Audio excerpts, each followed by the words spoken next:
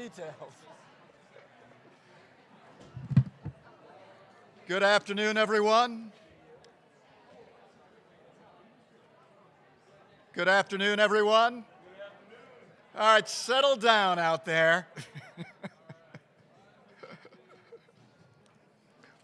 I'll give you a minute to get your seats, find some seats, and we can get going. It's great to see that we have so many people here that people are fighting over chairs.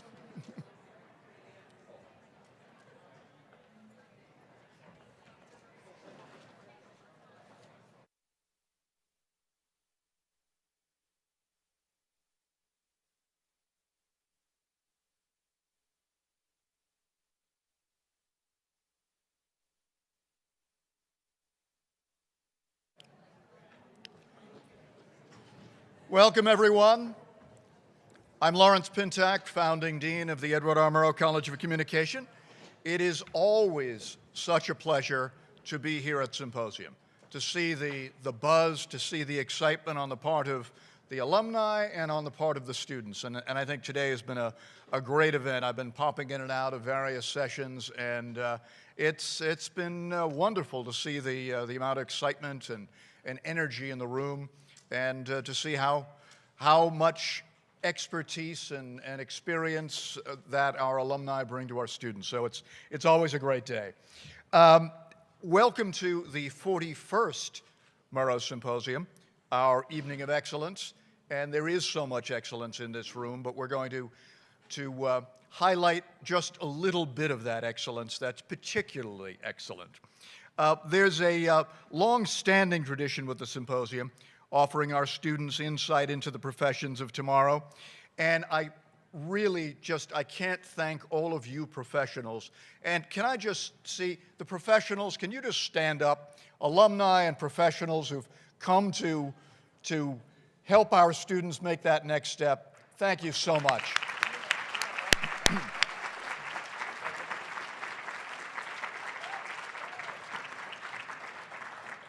And I know our other dean, and we have a plethora of, I don't know what multiple deans, is that a coven of deans or a cackle of deans? But we have two tonight. For those of you who don't know, I'm on my way out. I'm the outgoing dean. I've been dean for the last 7 years, and I'm handing over the reins to Bruce Pinkleton, who is the incoming dean. Bruce, who will be up here in a few minutes. So if you're confused as to why there's all these deans, that's why. Every year, it is part of Symposium is recognizing excellence. And each year, our Hall of Achievement alumni select a new group of inductees. The nominees are individuals who've made significant contributions through their business, professional, or academic achievement, not financial. They didn't buy their way in. These are people who have credentials that have brought them to our attention. They've demonstrated their community involvement. They've shown support for the university and the college. And they're individuals who often, as many of you, mentor our students and help our young professionals move out into their fields. Most have received many other honors from their professions, from their communities, but we wanted to bestow our honor on them as well. And speaking of honor and excellence, to introduce our honorees, I take special pleasure in introducing Kay White, who is our Professional Advisory Board member and the 2010 Hall of Achievement inductee, and is the chair of our Hall of Achievement group. Okay? And for those of you who don't know, Kay is also our real-world link to Edward R. Murrow. You know the old 6 degrees of separation to Kevin Bacon? Well, we have a 1 degree of separation to Murrow, because Edward R. Murrow, when he came to campus to give his commencement address, met Kay and plucked Kay out of WSU, brought her to New York, found her a job as assistant to the head of CBS at the time, and she then worked her way up through the ranks to become the first, down through the ranks, to become the first female vice president at CBS. That's quite an achievement. Thank you.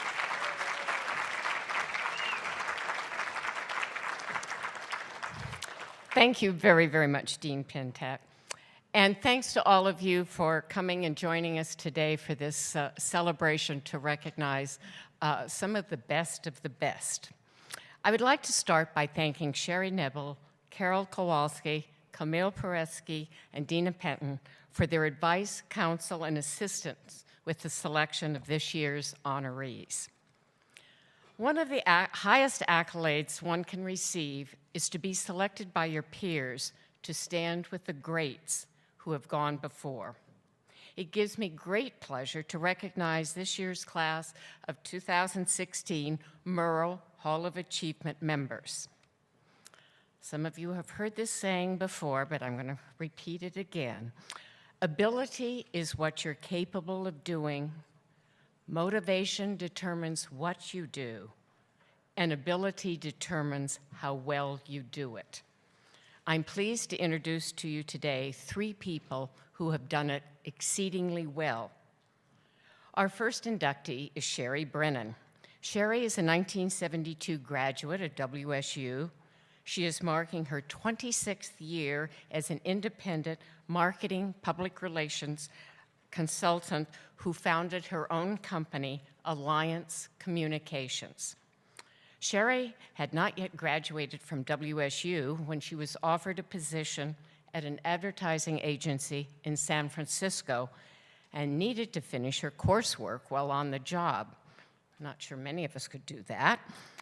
In the mid-'70s, she returned to Washington to work initially with the Seattle Chamber of Commerce, a memorable position at the time when the city worked to acquire the Seattle Seahawks and the Seattle Mariners baseball team. Throughout her career, Sherry has believed in giving back and lifelong learning.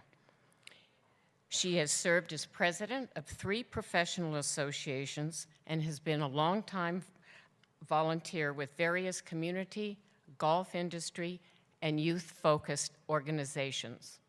And of course, WSU. Please join me in congratulating this year's Murrow Hall of Achievement inductee, Sherry Brennan.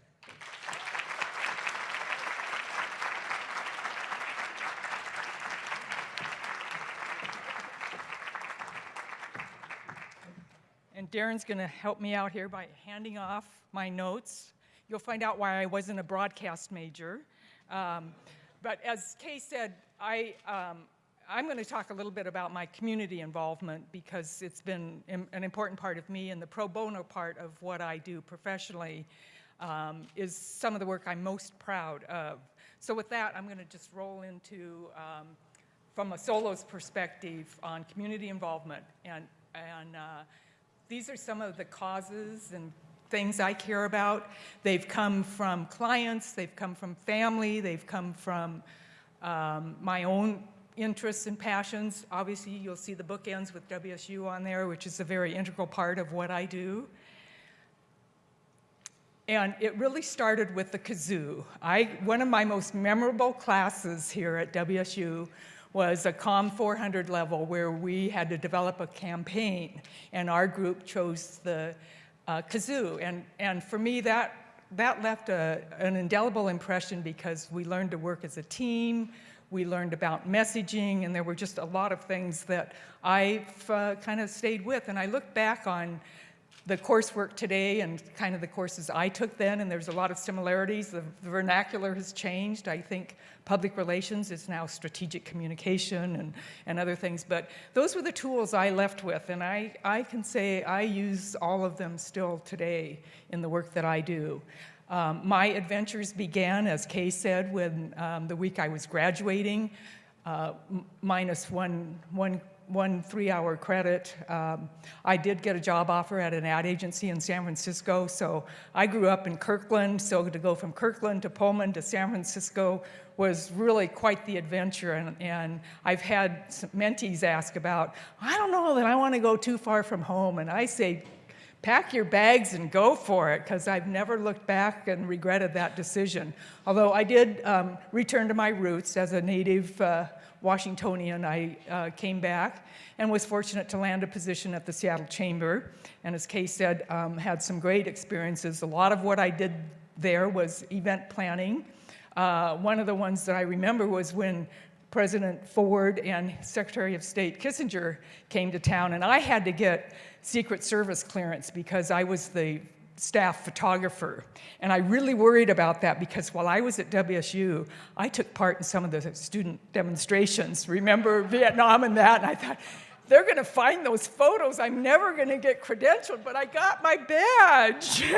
I think I kept it. It wasn't that official looking, but there it was. So, and then as she said, I was fortunate to be at the chamber when the city got its franchises for the Mariners and the Seahawks, and we did big civic welcomes and got to go behind the scenes on a lot of that. And so that was very memorable. But in a session this morning, Marcia mentioned DNA, and community involvement is in my DNA. My parents were very involved in everything about Kirkland. Dad helped build the ball field and the pool. Mom was real involved in everything from PTA and Little League and all of that. So it instilled in me at an early age the importance of giving back. But as I mentioned, I credit family, friends, and excuse me, and colleagues for a lot of what I do. Some of it has been the bills, that helps pay the bills, but a lot of it has been pro bono. My brother volunteered me for an effort to send care packages to our troops in Iraq and Afghanistan, and I can testify to the power of PR. This was a little community group that sent about 200 boxes one year, and when I got involved, and I'm not taking sole credit, but we used PR to get the message out, and we went from a few hundred to, over the course of 6 years, 70,000 packages. So the PR worked. It was very grassroots. We had no budget, but we got donations, we got volunteers, and it was pretty magical.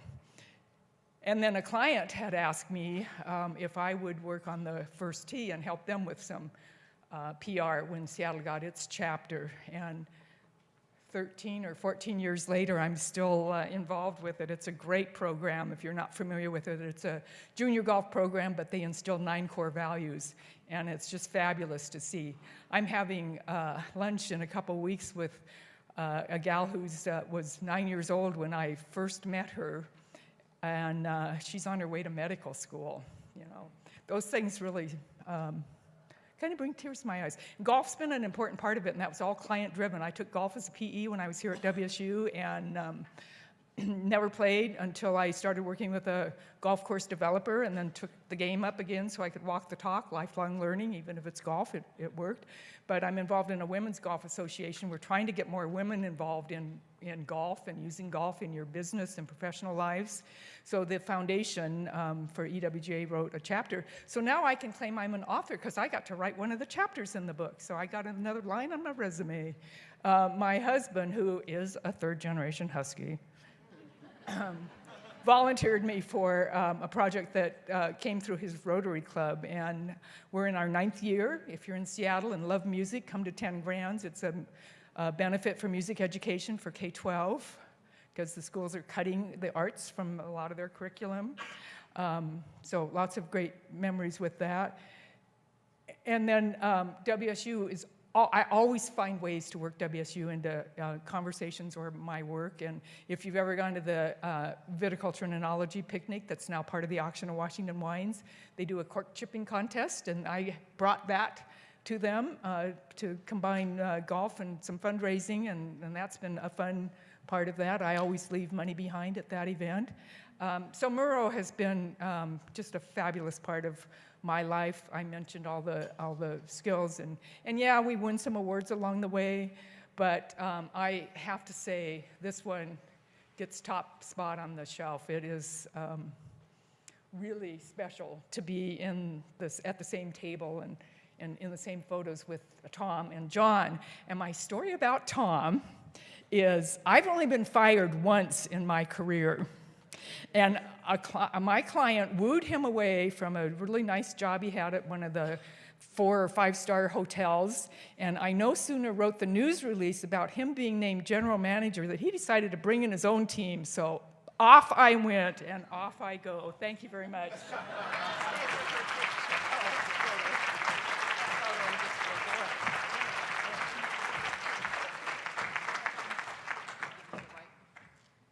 Dean, are you coming up here? Cue the dean.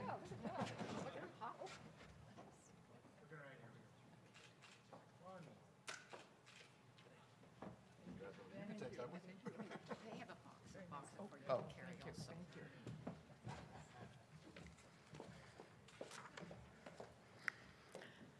I'm especially pleased to present the next Hall of Achievement Award to John Davis. Because when he finally answered the call and returned the call, which is a story in itself, we got to chatting, and I found out that we shared the same WSU mentors, Hugh Rundle, Cal Watson, and Bob Mott, names that I trust many of you have heard. John Davis graduated from WSU in 1970 and worked in television stations in Fresno and Portland before landing a job as a television anchor and reporter at WBBM TV in Chicago, where he would stay for the next 21 years. Along the way, he has won many honors, such as the Chicago Regional Emmy Award for his coverage of Chicago Mayor Harold Washington's death.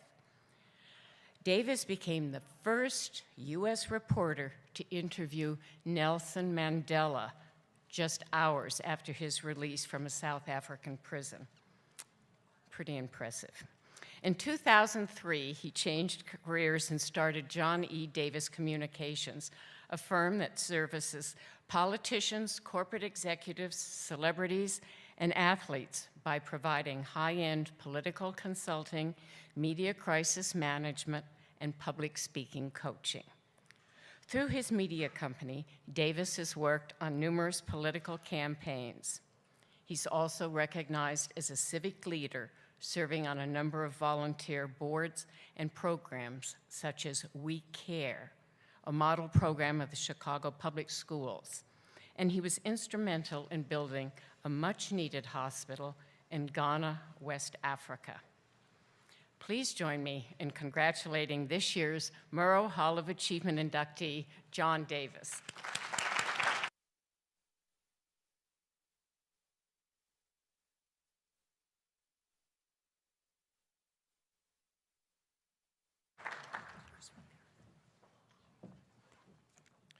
Okay, thank you very much.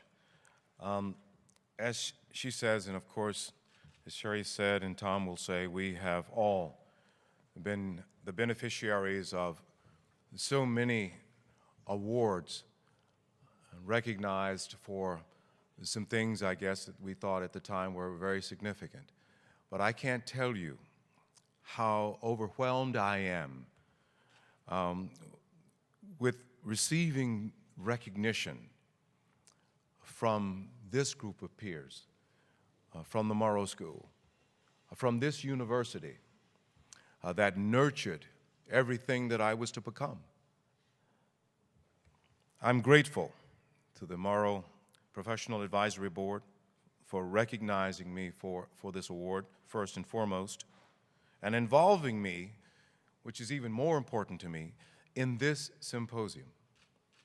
I mean, I've had probably two of the greatest days of my life, just interacting. I'm serious. I want you to understand how significant this is to me, to be able to interact and have some small measure of influence, perhaps, on some young people who are going to be the giants in our industry tomorrow.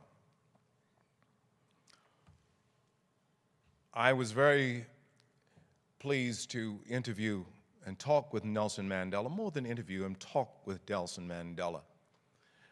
But I grew up in a home in Texas where my mother and father were domestics. They cleaned the houses of very wealthy oil and cattle people. My father chauffeured. But my mother and father always told us to be nice to the people who bring the service. Oh, you'll get to meet the kings and the queens, but you'll get to meet them in fine fashion by being nice to the people who bring the service. I never would have gotten close to Nelson Mandela had it not been for the busboys, the shoeshine men, the bellboys at the Carlton Hotel in Johannesburg, South Africa, who alerted me, even before CBS's bureau in in Johannesburg with Larry Doyle as a bureau chief had even, well, there had been rumors that he was getting out, but little Jacob, the bellman at the Carlton Hotel, said, "Comrade Davis, you must get down to Cape Town immediately." I said, "Why?" He said, "The old man's getting out." I said, "The old man?" I said, "Come on, Jacob, everybody's heard that for weeks. But I'm telling you, must go now." And we went. Doyle says to me, "Why do you want to leave now?" I said, "Well, I just got it on good authority." "From whom?"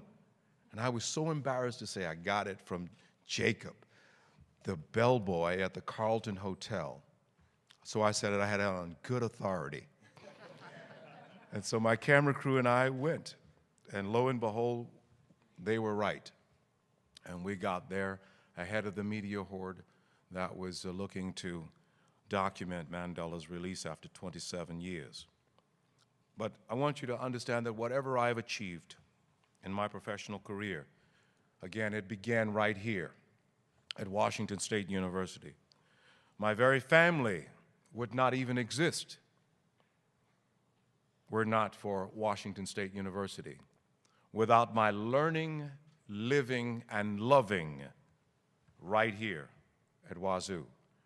I met my wife, Maria, who had come all the way from Europe to come to school here. We married here. We had our first child, who is an attorney in Los Angeles now, Simone, here. And we all grew day by day in this wonderful, wonderful footprint of caring and concern. I thank my wife, Maria.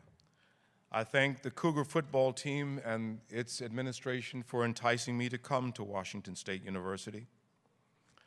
And as Kay had mentioned, I just love myself some Jim Dunn. Jim Dunn would say to me, "Johnny Davis, tell me a good story." And I just, well, what is a good story, Prof? I mean, what's a good story? And I remembered my grandfather was a great storyteller. He had a smokehouse, and we would sit there on a stump that he had cut from a tree trunk, and we would watch meat cure, and he would tell me these great stories. So I did, in the recesses of my mind, always had a good story to tell Jim Dunn. Thank all of those professors in Cal Watson, Hugh Rundle. They realized my potential, obviously, long before I became a journalist, but they nurtured that seed inside of me, and they made me and put me on the path for this success. They convinced me that certainly I had a voice. You got a great voice. You have the other tools to succeed, they say, in radio or television. But the most important thing they said about talking, Johnny Davis, is listening. Be a good listener. And I think that I have become a pretty good listener. But I thank God for the many opportunities in my professional career, and that has taken me literally around the world to glean a storehouse of human experiences. And I want to thank Kay White for her cougar determination to reach out to me despite my refusal to answer her call because I thought she was just another out-of-town solicitor. But she wasn't. She is now a very, very dear friend of mine, and Kay, I thank you very much, and I thank you all for this award, and I thank you for this opportunity to appear before you in this hallowed place.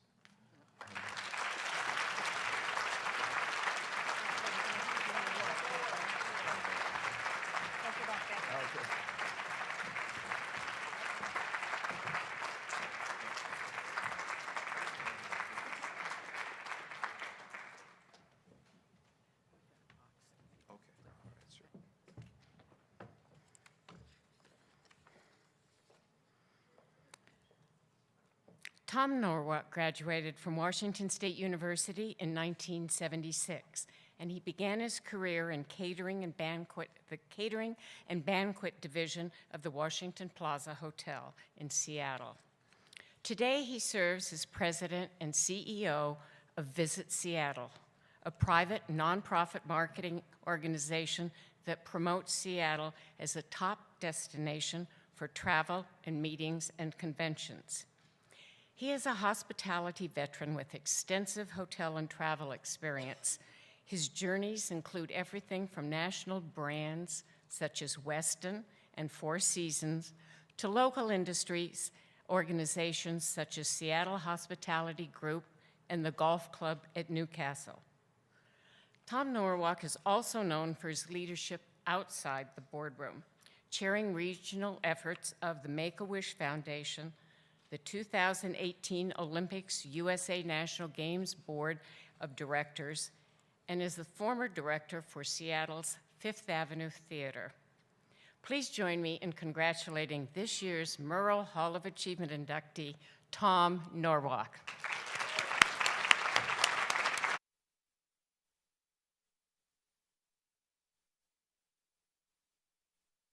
Thank you, Kay, so much, and thank you for not booing because I fired Sherry. I didn't know what I was doing. John and Kay, John and Sherry, thanks for allowing me to bat cleanup. I think they did this by age, so just kidding. But You're the youngest. I'm honored. I'm humbled to be here, and back at a school, the only school I really wanted to go to, and it was WSU. I grew up in Seattle, literally in the shadow of Husky Stadium, and I wanted to come to WSU. I can't believe the incredible road and path that has afforded me and my family. But my parents and family were not so sure about my choice of school locations. They weren't very excited that I was coming over to Pullman. I think I remember them telling their friends and neighbors that their son had decided to go to a small liberal arts college in the East, and that's all they said. And my enrollment process wasn't the easiest. I grew up with a grandfather in the travel business. And at one point, many, many years ago in Montana, he was made an honorary Blackfoot Indian chief. He used to take train travels through the Montana, Wyoming. And so when I applied at WSU, I checked the box that said I was a Blackfoot Indian, Native American. When my mom got a call a few weeks later, the school had offered me a scholarship, and she freaked out. She couldn't believe that I would do that first, and I didn't know. And so now the deans are wondering, how did this guy get an award? How did he get in? I loved every minute of my WSU experience. I had a fun, short-lived radio sales career for KUGR, selling local retailers. The highlight of that was offering a pizza company a major sweepstakes promotion where the 10th caller to call in would win pizzas. The phones never rang. So we had to figure out how to ad-lib and give away pizza. I studied advertising as my main sequence, and I relished learning from a crusty advertising professor, Ed Bannister, that was here. Something that Ed taught me that I still use today was that no piece of work, no creative effort, no commercial, no production is done without a creative copy platform. 5, 6, 7, 8 key questions that if you can't answer, then no one's going to get the work done. One of those things was, what really is the unique selling proposition of this product or service? The USP. And as I heard this afternoon with so many students, when you're looking at your brand, when you're looking at your resume, when you're interviewing and competing, or as I'm competing for business to come to Seattle, I still fall back on what really is that unique selling proposition. Only because of WSU, I was able to get out and get a job with a great local hotel company. It was because of the well-deserved Cougar work ethic that I've also heard a lot about today and I've seen today in action. We have an incredible reputation at this university for producing students that are realistic, that work hard, that roll up their sleeves, and that served me well. For over 25 years, I applied that work ethic, and I tried to add value to a small, growing luxury hotel company in Seattle, in San Francisco, and in Vancouver, BC. And for the past 15 years, I found myself in an incredible career change, but all related in destination marketing. And I'm very lucky to be selling my hometown of Seattle. The destination marketing world is a really fun intersection of travel and tourism promotion, brand development, strategic communications, advertising, and certainly always selling, but also, more than ever now, the necessary advocacy for the power and the benefit of travel. Unfortunately, many people in power in Washington, D.C. and around the country find travel to be frivolous and non-essential. And we know that's really not true. Travel's a $2 trillion industry. It supports 15 million people around the country. And it is so fun and so competitive and changing all the time. Everything has changed in the last 10 years. The rise of the web, of search, online travel agents, how we sell, what we do to compete. But it really is face-to-face. It's cultural. It's that cultural ability to meet people and know people. Never before has there been a need for your excellence as students and your skills coming out of this great institution. The work ethic to help us promote, but also fight for the benefits of travel. I hope that it's a story you might want to tell one of these days as you're out working. I hope it's a story you will embrace. Your skills will lend yourself so incredibly well to the changing travel landscape. So thank you, Murrow College, thank you, WSU, for providing me and my family a lifetime of opportunities. I'm very appreciative.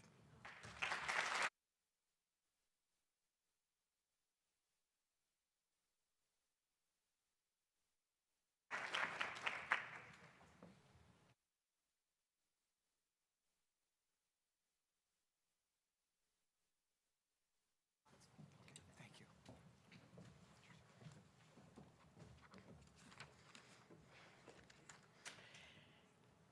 I would like to conclude with the following observation, and it's something that I believe in and think to be true. Never mistake knowledge for wisdom. One helps you make a living, the other helps you make a life. And with that, please join me in congratulating and celebrating this year's 2016 Class Hall of Achievement awardees.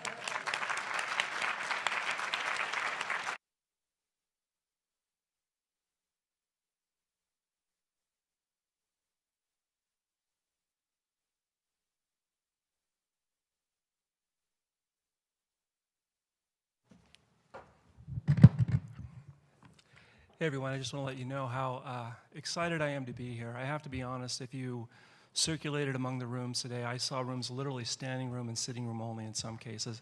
It just about gave me goosebumps. I was just so excited. I'm so pleased to have so many qualified professionals here, so many alums willing to come back.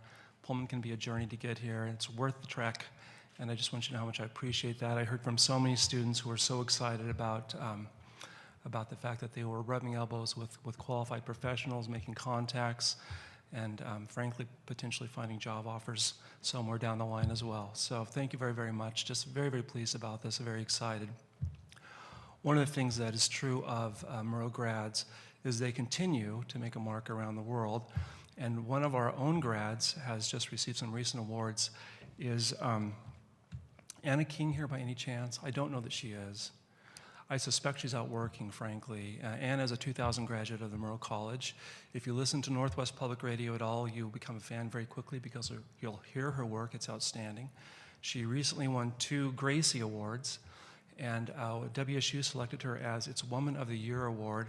It was an event that I was here at, privileged to sit with her family, President Bernardo, and it was just a wonderful ceremony. The room was full, and she received a standing ovation. I wonder if you'd just join me in giving her a round of applause.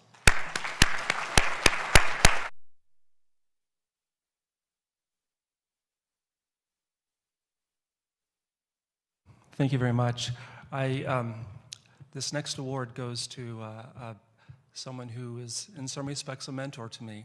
I actually begged to offer this award, pretty much, and I had to twist a few arms to get her, I think. But Tom Huderman has, when I came to WSU, I'm going to go off script here, so don't hate me, but when I came to WSU in 1993, Tom Huderman had been teaching journalism here longer than I had been alive.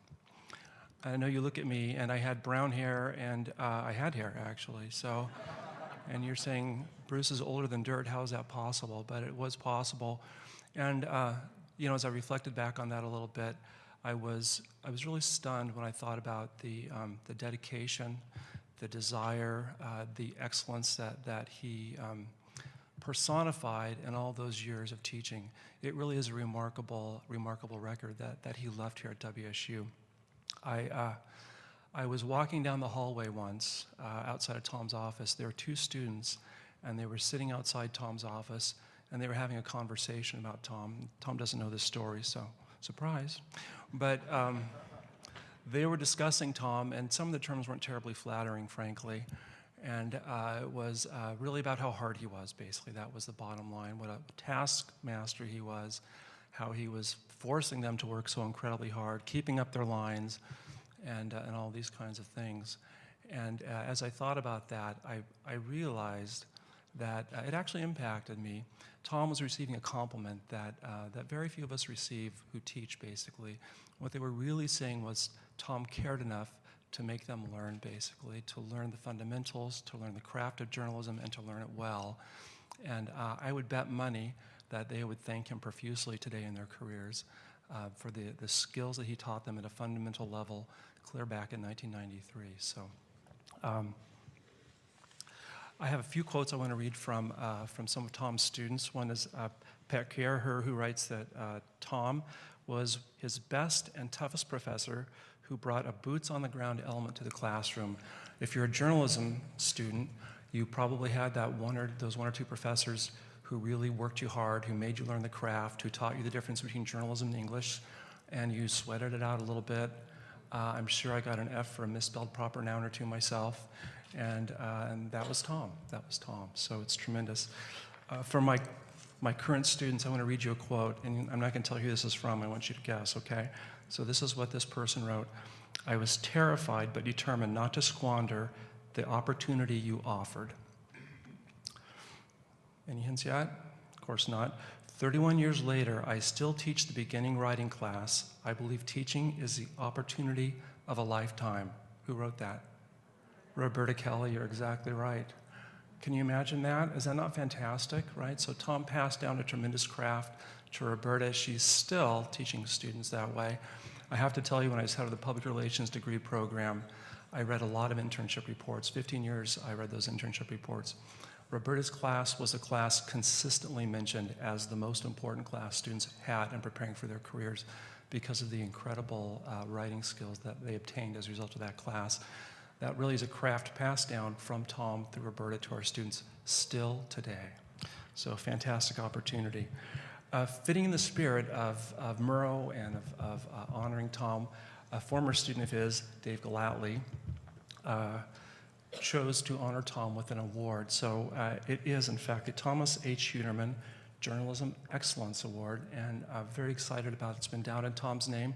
Dave and Tom, would you come up, please, just for a moment?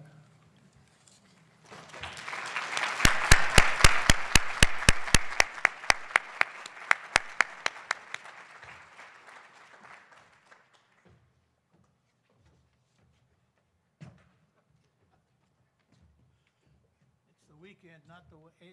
There you go. Here's a microphone for you. Go ahead. Would you like to say a few words? Yes.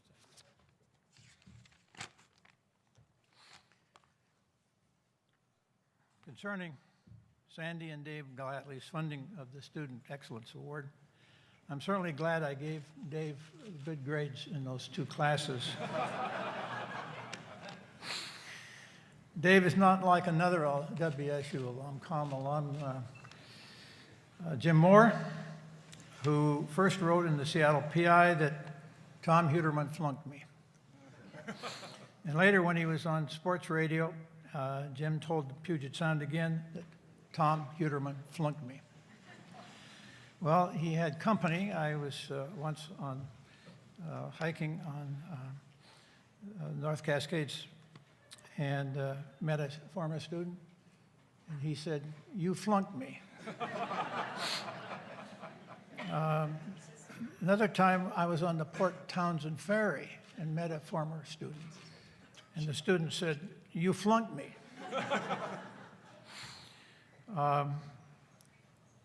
And I was on Mount Erie on Deception Pass and ran into a former student of mine who said, "You flunked me." The second lady I met yesterday at the Alumni Center came up to me, shook my hand, and said, "You flunked me." And here I thought all that was over.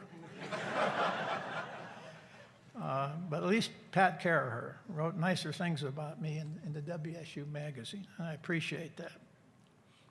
I greatly appreciate Sandy's and Dave's gift in my name. When Dave called me last Christmas and asked me all those questions, I just assumed that someone was getting a head start on my obituary.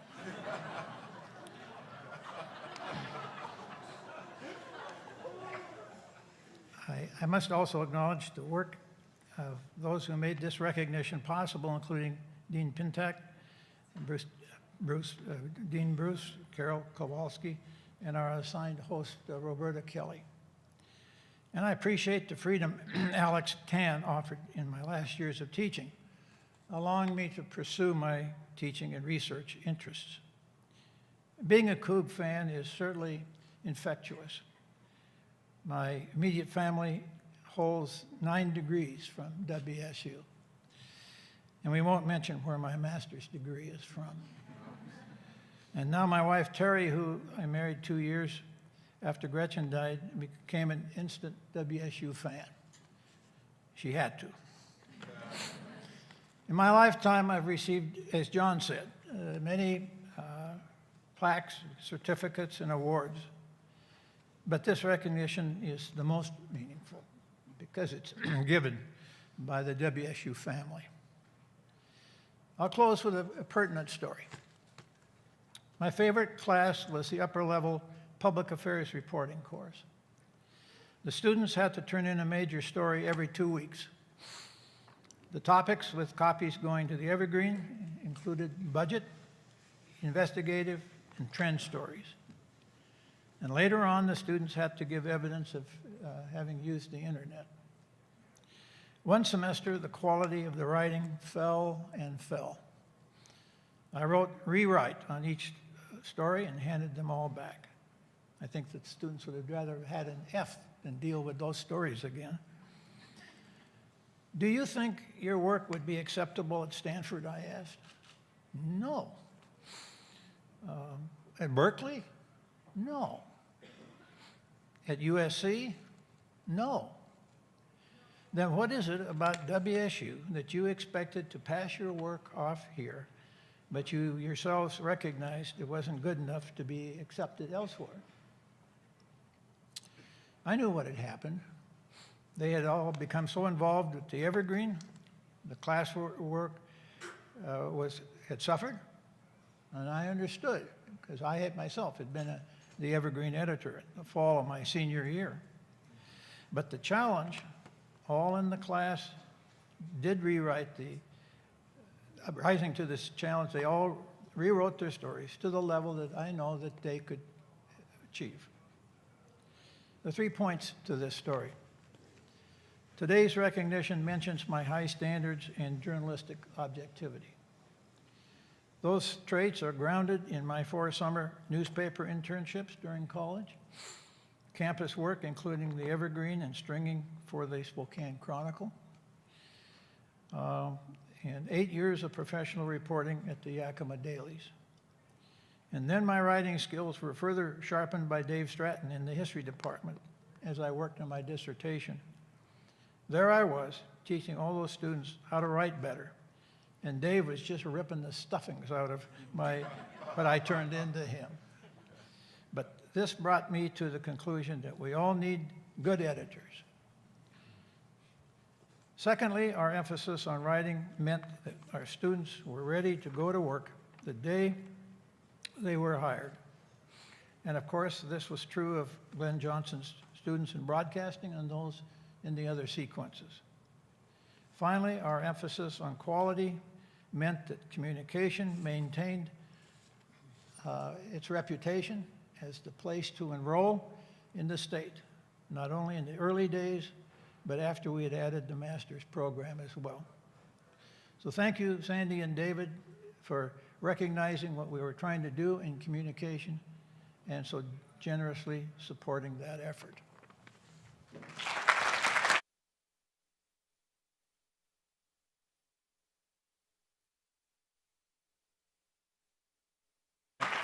Dave is going to come up and say a few words, and then we'll take pictures. I guess I didn't realize how dang lucky I was to get a passing grade out of those courses. It's even been rumored that then Professor Hunerman never gave an A. I know he never gave me one, that's for sure. So actually, Tom talked about an article that Pat Carraher wrote, and I want to read you one brief paragraph. It says, Hunerman brought the boots to the ground element to the classroom, and at the time he was at the Yakima Herald-Republic as a cub reporter. The paper sent him to the Yakima Proving Grounds where the war movie To Hell and Back was being shot. The movie starring Audie Murphy was a follow-up to his autobiography of the same title. The young reporter concluded his lengthy interview by asking Murphy, "Did you ever serve in the Army?" Murphy, of course, was the most decorated American combat soldier of World War II.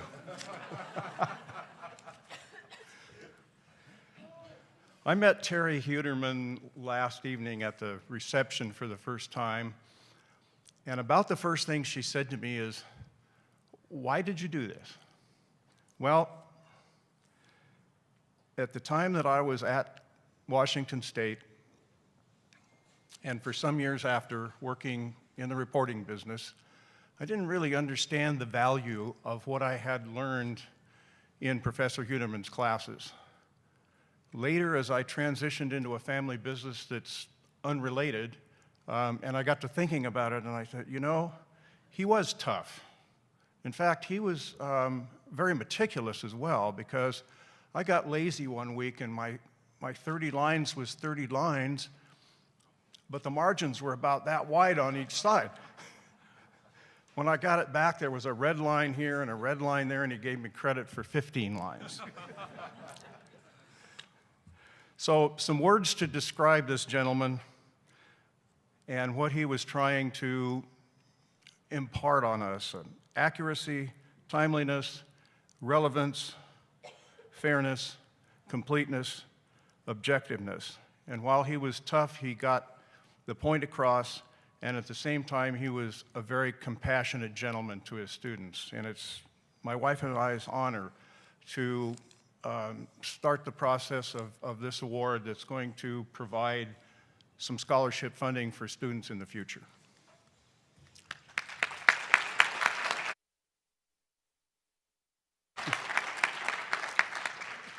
We have a little memorabilia here for you. This was actually put together by Camille Perezelski of the Development Department. And it starts out with the Tom Hunerman who was in college. And there's a variety of information in here about your life at Washington State University. There's also some really great letters from some of your former students. So we want you to have that as a memory of this day. Thank you. Okay.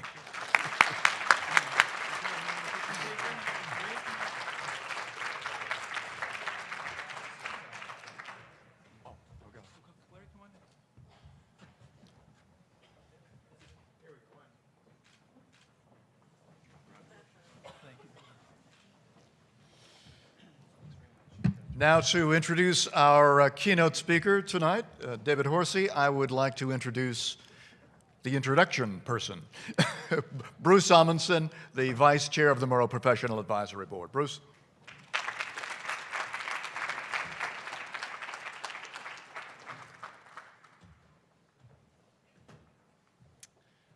Thank you, Dean Pintack. I first became aware of David Horsey when I was the editor, or excuse me, when I was working on the Evergreen, and we would page through the various publications that we get from college campuses. Now, this is before the days of the internet, so we had no way of knowing what someone else was doing other than once a week we would get a pile of papers, and we could sit there and go through that last week's publication. One of those was the University of Washington Daily. And as I looked through the Daily, I kept seeing these incredible political cartoons.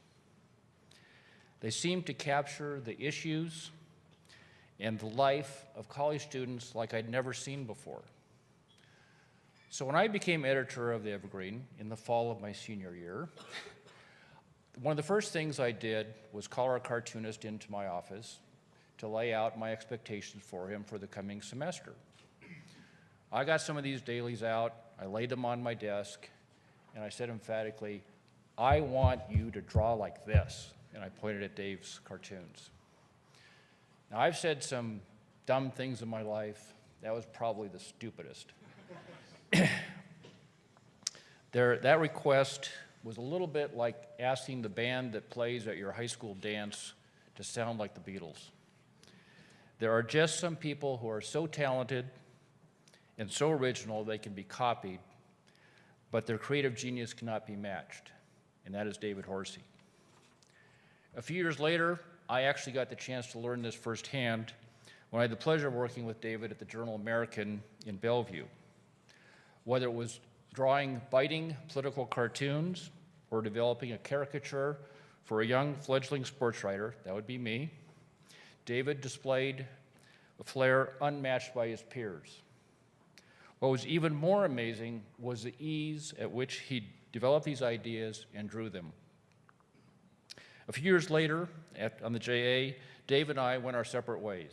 I went off to join the corporate public relations world, while he went off to the Seattle PI, excuse me, I almost did it, Seattle PI, where he won 2 Pulitzers for his editorial cartoons. Now, winning a single Pulitzer is quite a feat, let alone 2.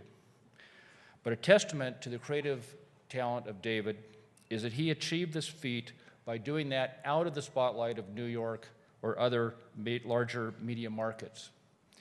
And while he was courted by the big publications, David always felt a strong connection to his hometown of Seattle and kept his talents at the PI. It was only after the unfortunate demise of the PI that he was lured away from Seattle. He's now taken his talents to the Los Angeles Times, where he continues to produce thought-provoking insights on political and social issues through his drawings and columns. Throughout his career, political issues have provided most of the fodder for David's cartoons. Whether it was Richard Nixon's Watergate or Bill Clinton's sexual adventures, our political leaders have kept Dave's pen and wit busy for more than 40 years. I doubt, however, that anything has prepared him for the current presidential campaign. No race in history, at least recent history, has produced so many colorful and varied candidates as this year. Nor has any campaign so shaken the power structures of both political parties. It is a campaign that is calling into question the role of traditional media, as social media plays an increasingly bigger and perhaps even more important role in energizing voters. It's therefore timely that this year's Murrow Symposium keynote speaker is someone who can not only shed some interesting insights into the campaign, but also help us contemplate the role of media in this election and its future in the political process. Oh, and I think we're going to have some laughs along the way. It is therefore my privilege to introduce and welcome to the stage this year's Murrow Symposium keynote speaker, David Horsey.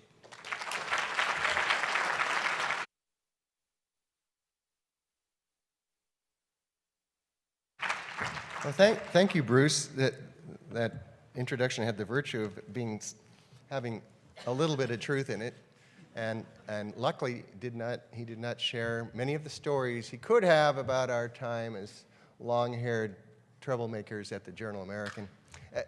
I know that's odd to think of Bruce as he did have long hair. And I wanted to also congratulate Sherry and Tom and John and Tom. You certainly deserve these honors. This morning I faced a dilemma.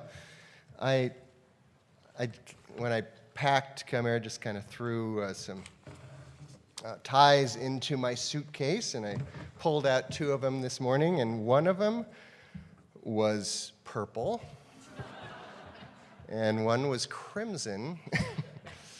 And I had to think of my father, who was the first in his family to go to college, and he went to Washington State University, studied music, earned his bachelor degree and master's here, and always was just a proud Cougar. And he was also a proud member of the Alpha Kappa Lambda fraternity. And one year he took a young woman he had met in a little town north of here, Fairfield, took her to, on their first date to a dance at the fraternity, and it all worked out. Otherwise, I wouldn't be here today. So I thank WSU for my actual existence. And also my uncle, I just remembered this. My uncle was a journalism student here and went on to be the news director at KHQ, and then went to Phoenix, worked in TV. And so it's okay. I know I'm a Husky, but I decided I would wear this today in honor of my mom and dad and uncle. So the title of my talk here may be a little curious to, especially the younger people here. That word is not lead, it's led. From hot lead to tweets. I can't believe how long I've been in this business. It's ridiculous. But my first real job at a real newspaper was after my freshman year in college. I worked in the art department at the Seattle Times, and in those days, the stuff I did got printed using melted lead, which seems bizarre now. And I can't even describe to you young people how that worked any better than I can describe how tweets work. But the fact is now, my cartoons have gone from being made in hot lead to now they're made in, I guess, light. I don't even know what it is. But you can see them on your phone. It's all another kind of magic. And so what I want to talk about is there's sort of 3 aspects that kind of blend together here. One is how technology has changed my job and the world of journalism, and also how it's changed politics a bit, and even in this current election, the effect it's had. And just for the benefit of you students, I'm also going to kind of tell a little bit of my life story, or my career story, starting from when I was a student. So I think it'll all make sense. I don't know. But I hope it'll be fun. So as long as I can figure out the right direction to there we go. All right. So this is a cartoon, actually a big cartoon I did for an exhibit of my work at the Fry Art Museum in Seattle in about 2005. And it just sort of captured how I see myself as this astronaut in this crazy universe. These are all the presidents up to that point who I had done cartoons about. And this was done the old-fashioned way. This is like ink and paper and watercolor. And so I want to start off with two stories about my beginning days at the Seattle Post-Intelligencer.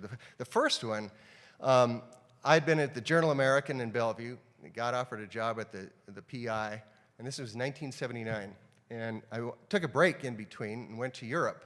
And it turned out that while I was there, I found this out before I went over, that President Jimmy Carter and Soviet Premier Leonid Brezhnev were meeting in Vienna for the strategic arms limitation talks. And I thought, well, that would be a cool way to start my career at this big city newspaper. I will write them some dispatches from there. And so I convinced the editor of the PI that would be a great idea. So I went over there and kind of got as close to it all as I could, and then I went to the United Press International office, typed out several stories on a German typewriter, which I discovered has the letters in very different places. So it was like, talk about hunt and peck. It was, yeah. Anyway, sent those off, and I thought, this is so cool. I'm going to arrive at the PI as, you know, a foreign correspondent. Anyway, I did arrive at the PI after my trip to Europe, and they said, where are the stories? You said you were going to send some stories. And I said, I sent them. And so they did get sent from the UPI office in Vienna to the UPI office in the Post-Intelligencer building in Seattle, but that was on the 3rd floor, and nobody ever got it down to the 2nd floor newsroom. So that was my first experience with the inadequacy of old technology. The second one was a year later. I was at the Democratic Convention in New York in 1980. This is when Teddy Kennedy challenged Jimmy Carter for the nomination. There was this whole new way to deliver cartoons that had just begun then. It's called FedEx.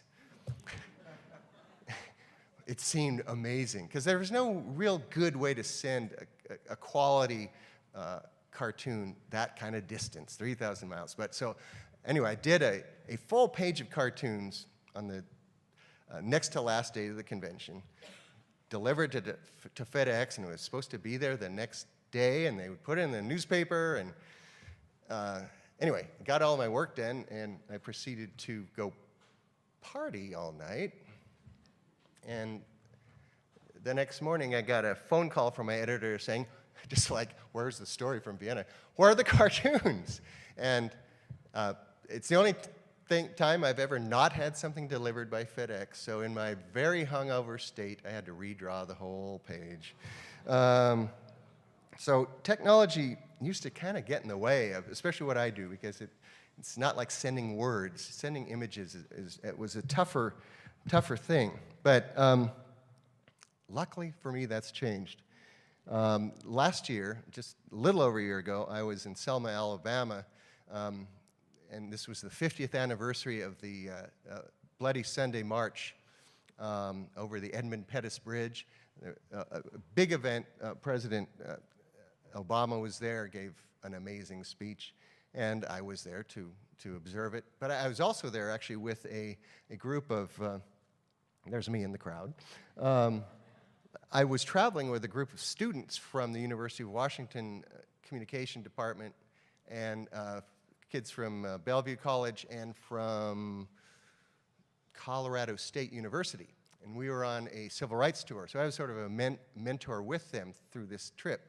And I'd made all these promises to the LA Times about what I was going to produce. And once I got there, I realized I'm kind of busy. I was working with the students. We were on a bus every day for hours, meeting heroes of the civil rights movement. And I realized this is going to be a problem. Because there's production time involved with cartoons. And I didn't have the time. So in one way, I kind of went old school. I just did instant drawings from wherever I was. This is how they came out, just in a notebook. And all I did was take a picture of it with my phone and sent it. And it was great. No problem. Didn't get lost anywhere. It was published within minutes online of when I sent it off. So that's a plus for the new world. A more recent experience last summer, well, I guess it was last fall, the first Democratic debate in Las Vegas. I was there for the LA Times. And again, I was drawing cartoons real time. I did this cartoon while sitting listening to the debate, scanned it into my computer, and with almost literally before the ink was dry, it was published in LATimes.com. You know, it's a wonderful world where technology works with you instead of against you. Yeah, you'll have to read these to yourself. I can't really see them very well over here. And then very recently, about 2 weeks ago, I was in Phoenix just before the primary there, following this guy around. You may recognize him. And my job was to, this was a special project that actually is coming out in Sunday's LA Times. And my job was to go talk, not to really pay that much attention to Trump, but to the people supporting Trump. To get in there, talk to them, see what they had to say, basically ask why. But not in that voice, even though that was the voice in my head. It's like, so why do you like this guy? And so they told me these things, and I've got a series of caricatures I did of the people with little vignettes about what they had to say. This woman was one of my favorites because her main reason was she thinks he has a nice, down-to-earth family. And I'm not sure. I don't know if she's seen his wife or not. But anyway, again, this is a fun project that has been enabled by technology because we've spent the last few days figuring out how to configure it best to look good on a telephone, on a pad, on your computer, as well as in print. So the possibilities of what you can do, especially in what I do, what I've done for years in my corner of journalism have really been expanded by technology. Now, this all started back in college at that little school in Seattle. I'm sorry, I had one more thing here. Forgot. And then there's this. So, my parents say relationships take time, but I like to make things happen right here, right now. That's why I love this new dating app, Political Tinder. So let's see who's out there. Looks like the manager at Taco Bell.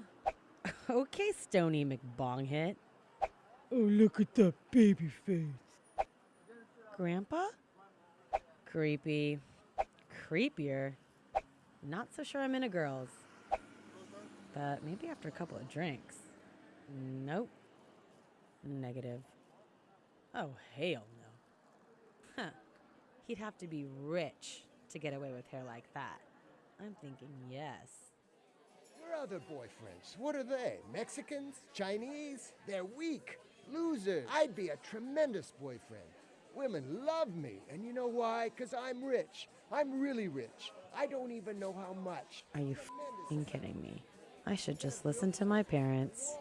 A really great wall. Better than the Chinese. With a beautiful doorway. You know, a gold door. Marble. And a bouncer at the door. A big guy. I know somebody. And he'll keep out the rapists and the drug pushers and only let in the good I've always wanted to do animation, but up until recently, it was just no way. You know, too much money, too much time, too much everything. But Tristan and I put that together just over a couple of days. And, you know, it's not elaborate animation, but in the past, that would have been, not only would it have been a lot of work and expensive to do, before online newspapers, I don't know where I would have run it. It wouldn't have gone in a print newspaper, and probably not on, you know, I'd have to work for TV, and I'm not sure they'd let me use the F word like I did. But, so anyway, things have really changed for me in a good way, I think. And it's amazing that I forgot I was going to show you that. I want to thank the AV crew for making this happen. Yeah, these guys are great. Okay, but this all started here. That's me at the University of Washington Daily. That's my girlfriend. We were really cool dressers. We knew we were like total fashion. When I started at the University of Washington, I didn't know really what I wanted to do. I liked drawing cartoons, I liked writing, I liked history, I liked politics, but I didn't know how to pull it all together until I started working on the student paper and started spending all my time there, and eventually became editor. There I am with really cool hair and love beads. This was the mid-'70s, and I suddenly, in this process, discovered journalism was in my chromosomes. I mean, this pulled everything together for me. This is all I wanted to do. And luckily I had this very unusual kind of talent that I could use in journalism in a special way. So I went on from there to, I worked as an intern reporter in Olympia, which was a great experience. And you can see with those plaid pants, I'm still a cool dresser. And those experiences got me to the Journal American, which at the time was a new daily newspaper in Bellevue, Washington. I met great people like Bruce and Jimmy Carter. This is actually about 1980. It was my first White House press conference and you know, I was right out of college, still had really good-looking hair.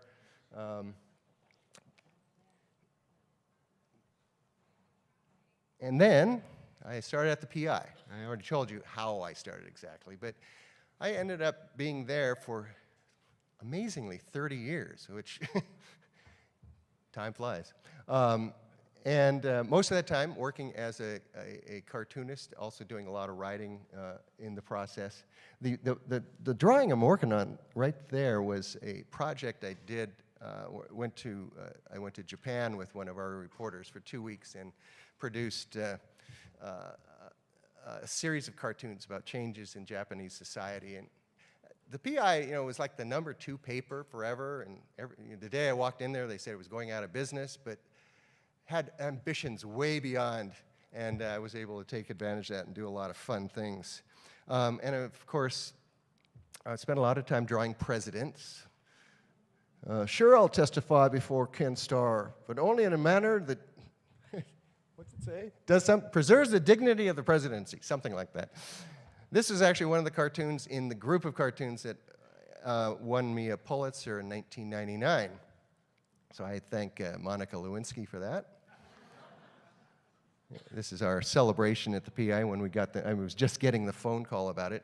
And then another president was kind enough to provide me material for a second Pulitzer in 2003, President Bush. Let's see, can I? Oh yeah, there we go, all right. I gotta read this to you. Mr. President, what should be done with any budget surplus? Tax cuts for the wealthy. Mr. President, what if the surplus is gone? Tax cuts for the wealthy. Mr. President, how do we stimulate the economy? Tax cuts for the wealthy. Mr. President, how can we deal with job losses? Tax cuts for the wealthy. Mr. President, what if the fan belt goes out on my 95 Toyota? Tax cuts for the, okay, who's the wise guy? So, actually that's still the Republican platform, if you notice. So, and as I said, I was able to do a lot of cool projects. This is from a series of cartoons and columns that I did during the Lewis and Clark bicentennial in 2005. And I started at the Continental Divide and went to the ocean, and along the way, just tried to put myself into the experience of Lewis and Clark. I went river rafting, I rode a horse through the forest, I went to a tribal meeting of the Nez Perce tribe. Great, fun trip. That was only topped by this one in 2008, where I was sent through 6 different western states during the presidential primaries, and just looking for kind of vignettes that would say something about the state of the union in that election. And amazingly, they ran on the front page. The PI was so indulgent. So, I had a fantastic career there, they sent me to Washington, D.C. in 1995-96. That's my family.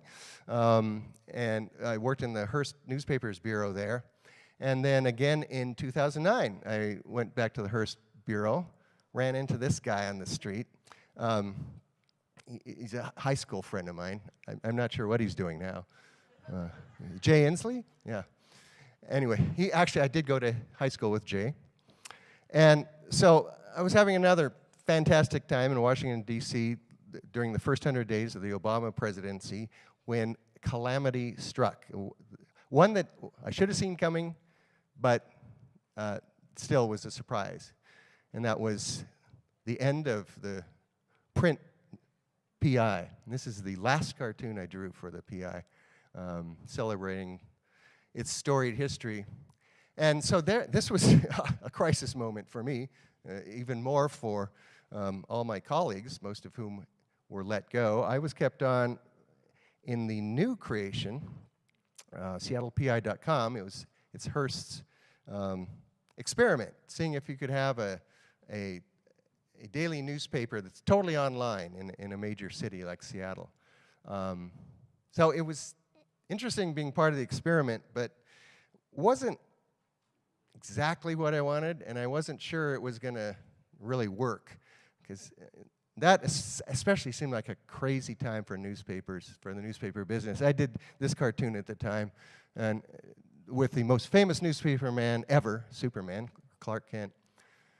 So that's Perry White coming out saying, "Due to the big losses we've suffered, the Daily Planet is being sold to Lex Luthor, and he's laying off everyone but Jimmy Olsen." So Clark says, "Lois, I've got to save the newspaper industry." Just give it up, Clark, and start a blog. So a lot of my friends were starting blogs, and I thought, I don't think that's the most lucrative way to go. Let's put it. So what was I to do but, just grow my hair?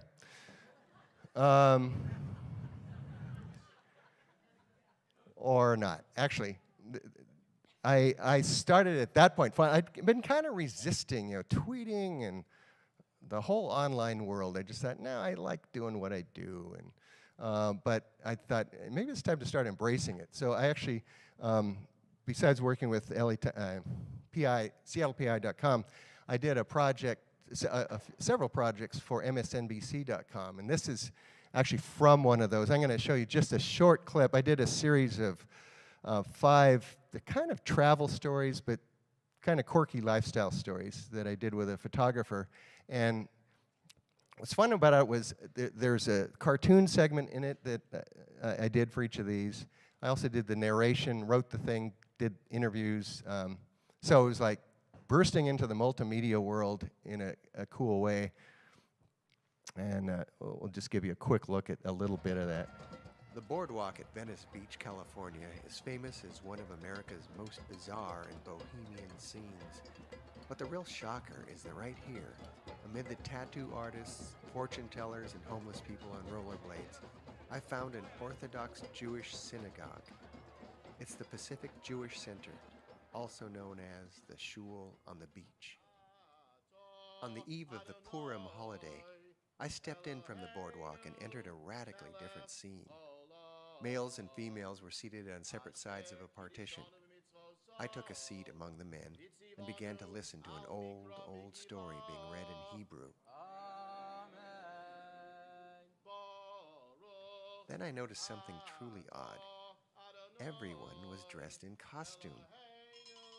This, as I was to learn, was inspired by the story being read, the story of Esther. Esther was a lovely young woman in ancient Persia who so enraptured the king that he made her his queen without knowing she had a secret.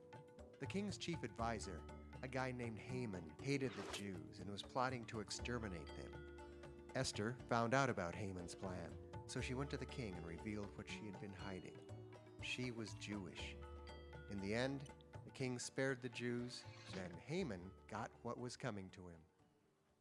The synagogue's young rabbi, Eliyahu Fink, told me the tradition of wearing costumes on Purim reflects not just Esther's hidden identity, but the story's many hidden meanings and reversals of fate. We were supposed to be destroyed, and instead we were able to protect ourselves. So it's kind of like an opposite day. It really shows how things are hidden, and we don't know what's going to happen. And that's really the idea behind a costume. So here's my Next hair. day was the big Purim party to celebrate this tale of Jewish survival. Costumes again were in order, and this time I wanted to fit in by hiding my real identity. As it turned out, I fit in perfectly with the boardwalk crowd. Okay. So anyway, that kind of, I actually almost took a job with MSNBC.com, which Might have been a good move. But because I was looking for something new, something that I could expand what I do, employ all this new technology. And instead I ended up here. This is the LA Times. And got into the LA Times in an odd way, because they were in a, like most newspapers, they were in a layoff mode. And the editor wanted to hire me, but he said, I can't just, I don't have money, I don't want to hire you while I'm firing other people. But he said, give me time. So there was a fellow there doing a political blog called Top of the Ticket. And he left, and so Russ Stanton, the editor of the Times, called me and said, you want to take this over? Just do whatever you want with it. Just do cartoons, write, whatever. I was happy to do that. So this is what I do most days. You can find it online. I do a column and a cartoon, and it's about 3 times the work I've ever done. So somehow I worked my way into doing a lot more work, but it's totally fun. And being in LA, I also get to the opportunity to do Hollywood stuff. This is a page of cartoons I did about this year's Oscars and the controversy about Oscars so white. But my main thing, my main assignment there is national politics. And so, of course, I feel exceedingly lucky to be involved in, have a front row seat in the insane campaign that we're going through right now. So I want to show you a few cartoons that I've done over the last year. Now this is from about a year, maybe a little over a year ago. When this started, everybody figured this is going to be a campaign like many others. It'll be all about candidates competing to get donors, money from big donors. And when Mitt Romney dropped out or said he wasn't running, there really was a scramble by some of the major Republican candidates to get the money he would have gotten himself. So I pictured it as, I'm always looking for an analogy, an image that will capture the point of what I'm trying to make. And somehow I just imagine these guys as milkmaids. On the Democratic side, it seemed like everything was obviously already figured out, that it would be Hillary, and that everyone would be going after her immediately because she's been a target for about 20 years. I'm running. Take your best shot.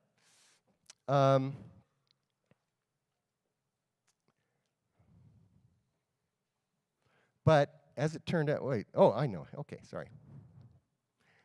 As it turned out, of course, it's been a little different.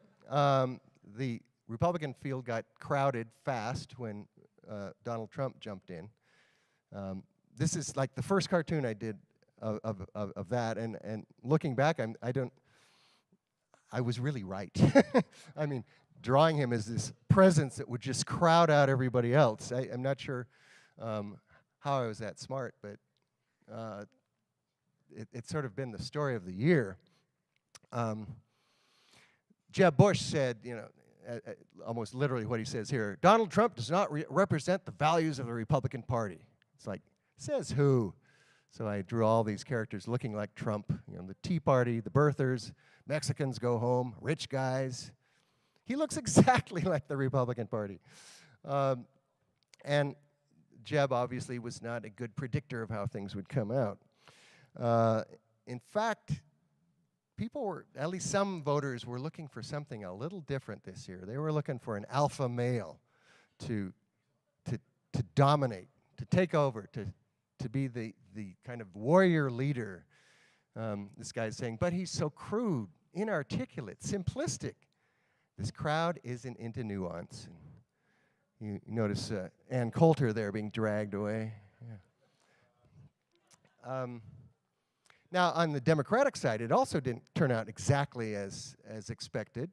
There was this gentleman from Vermont who suddenly caught on. I mean, who knew that this guy in his 70s, kind of stooped over, old radical, would become the darling of all you young people?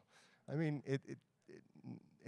that was almost as unpredictable as Donald Trump But here's this nice American family driving by saying, look at the avowed socialist, Bernie Sanders, trying to look like a real American. But anyway, a little Vermont country store there.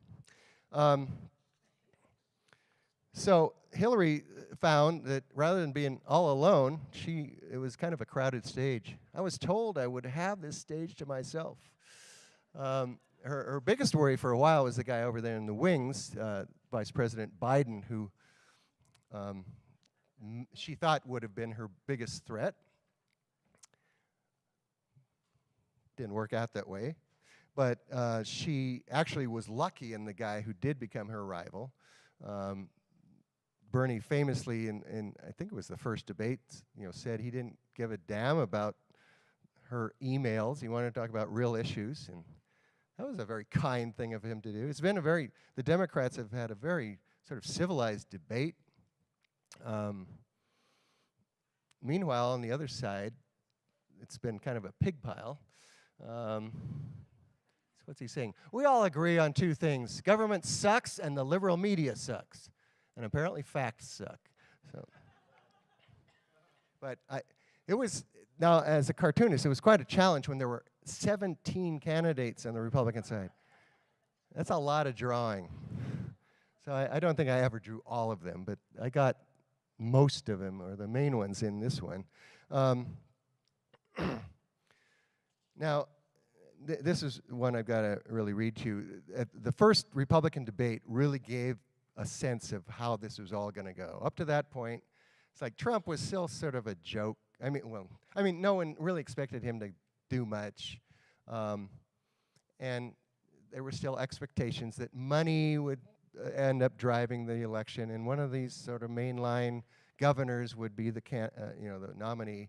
But the debate in early August showed that this was going to be a whole different kind of thing. So I portrayed it as a 10-round boxing match. Round 1, Megyn Kelly slaps Trump for trash-talking women. Round 2, Rand Paul and Trump get into a clinch over the Clintons. Round 3, Kasich lands a punch on Kelly. Round 4, Bush stands around nervously smiling. Round 5, Christie and Paul give each other wedgies. Round 6, Trump hammers referee Chris Wallace. Round 7, dancing around the ring, Rubio's untouched. Round 8, saying I'm a different kind of Republican, Paul moons the crowd. Round 9, Walker mentions his Harley, thinking he landed a knockout. He was my least favorite guy, actually. Round 10, everyone gangs up on Planned Parenthood. So I think I pretty much captured the whole thing, and it's only gotten weirder since.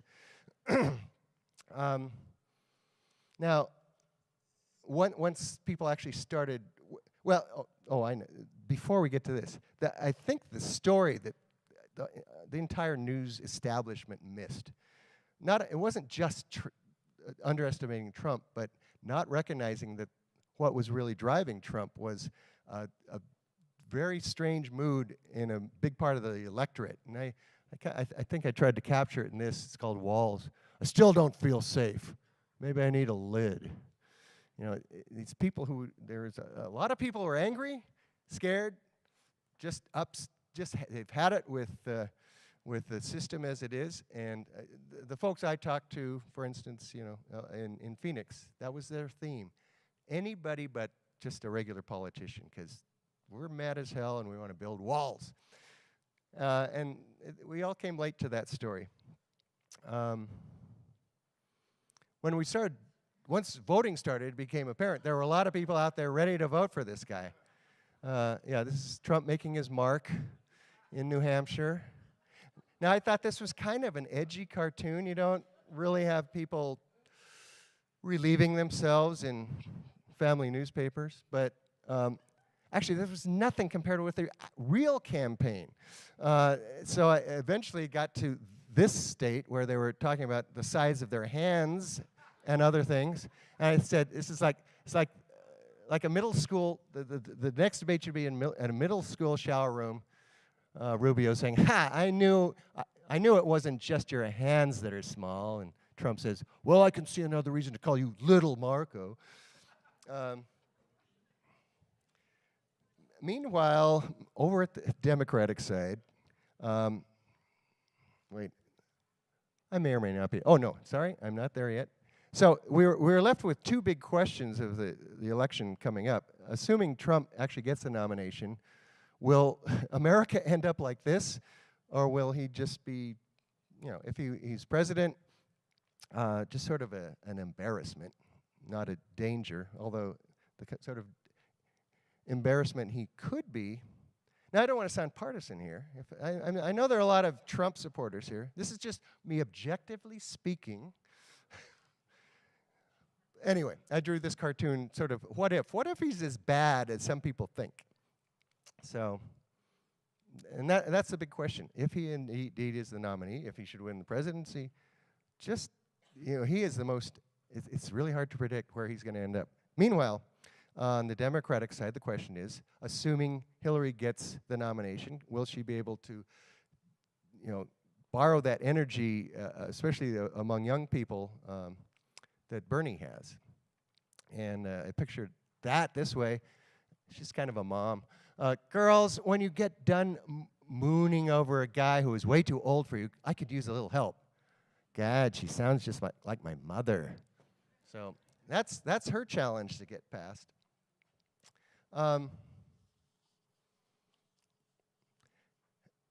In some ways, the big story of this election has been the way that Trump has played the media like a bagpipe.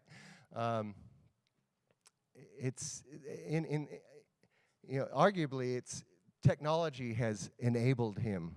Not only his tweets late at night about other candidates' wives, but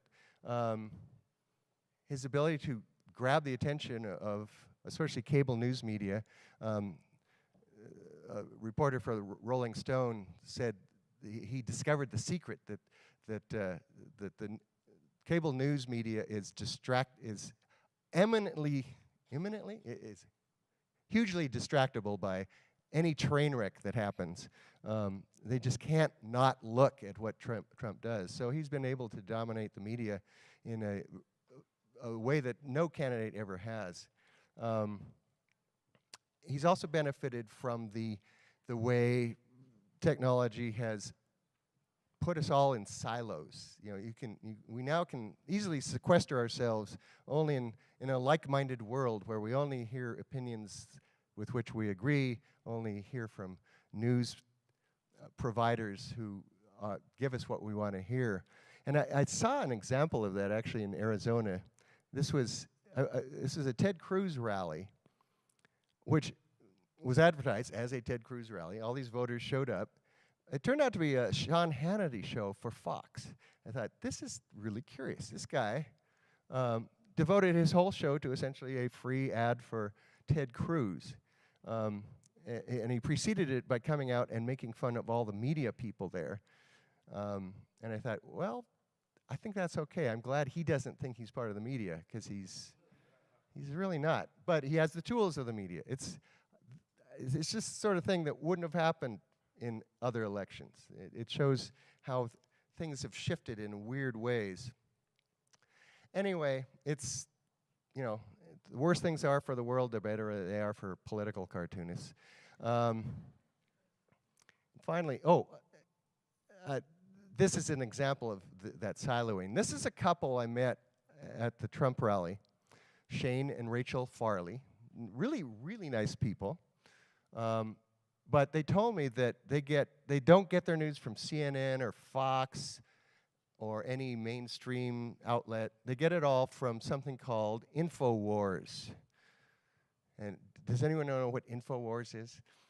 Anyway, it's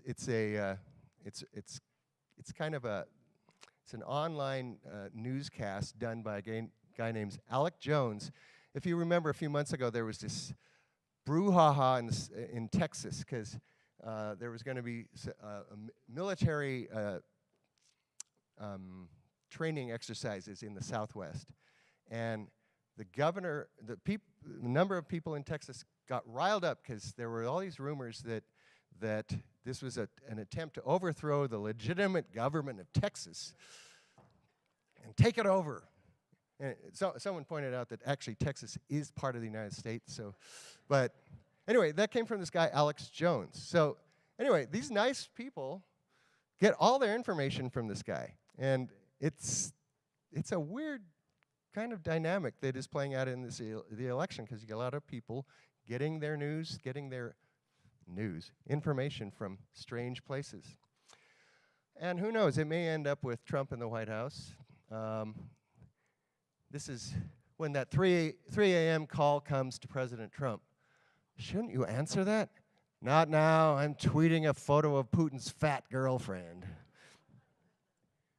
But this cartoon, actually, I finished up last night after drinking bourbon with your dean. And again, was released to the world within minutes after that, and while I was sleeping.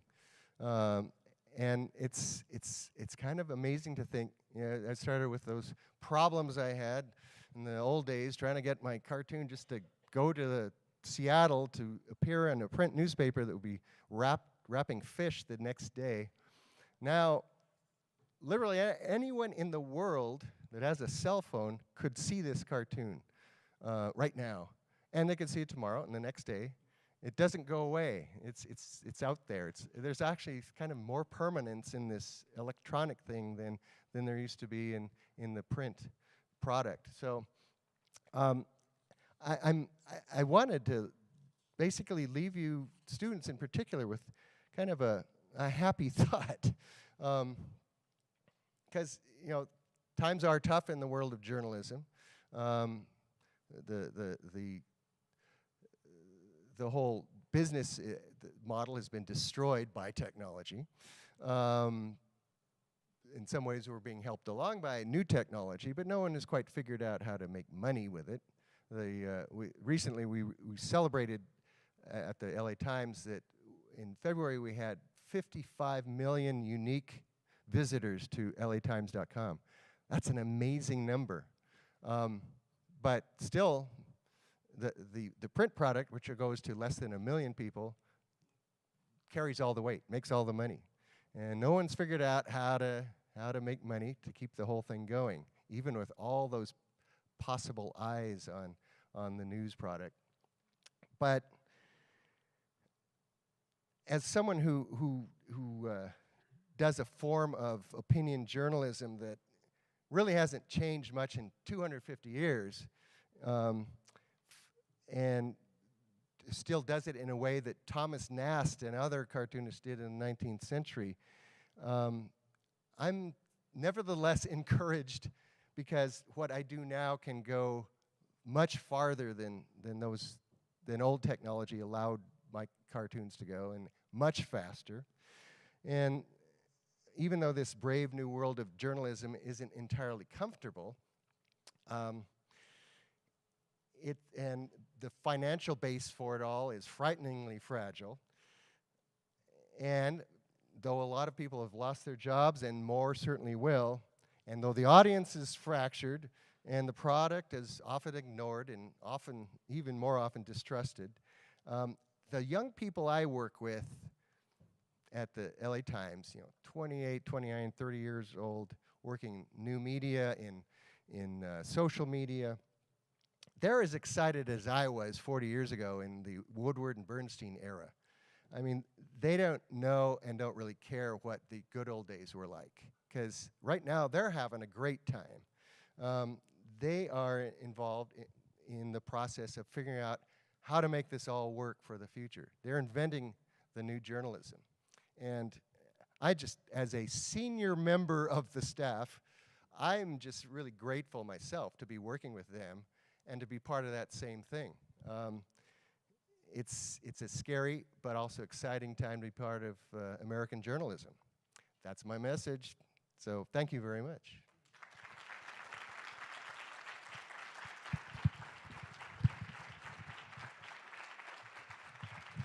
We do have time to take a few questions, if anybody has questions for David. College of Communication, journalists, questions. Come on, guys. I guess I answered all of them. I guess so. You have a question for me?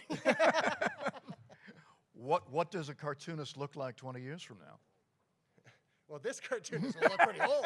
But, Let's say well, the cartoon. yeah, We don't yeah, want it to think about you. but, you know, in some ways, there are a lot of young cartoonists basically inventing what it will be like right now.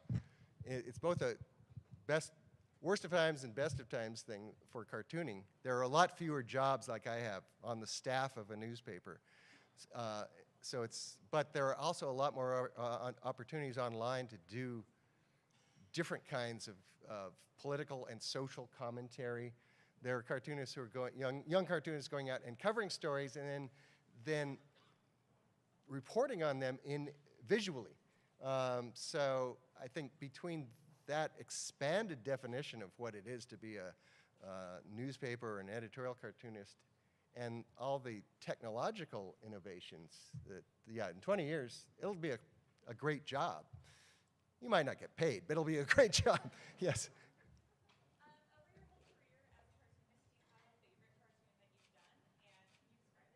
Wow. The question was, over my long career, have I ever done, do I have a favorite cartoon? I get that question a lot, and it's really hard. I have new favorites all the time. Although I must say, the one that always pops into my head when I'm asked that question, I don't know if it's my favorite or not, but in some ways it's the most successful one I ever did. And it was early on in my years at the PI. It was a map of the world. It was called The World According to Ronald Reagan. It was imagined if he was drawing a map of the world, what it would be like. It was all this goofy stuff. I think this part of the world was called Ecotopia, and it was all tree huggers. But anyway, that was a very popular cartoon when it ran in the paper. Then I produced it as a poster, which sold worldwide. In fact, a friend of mine, Tim Egan, who writes for the New York Times, went on a mountain climbing trip to Mount Kilimanjaro, came down, and in some little hut-like bar at the base of the mountain, my cartoon was on the wall. I mean, it's crazy. It was also redone in Pravda. So probably, I guess that's it. I'll claim that, because otherwise it's like I periodically have new favorites. Yeah.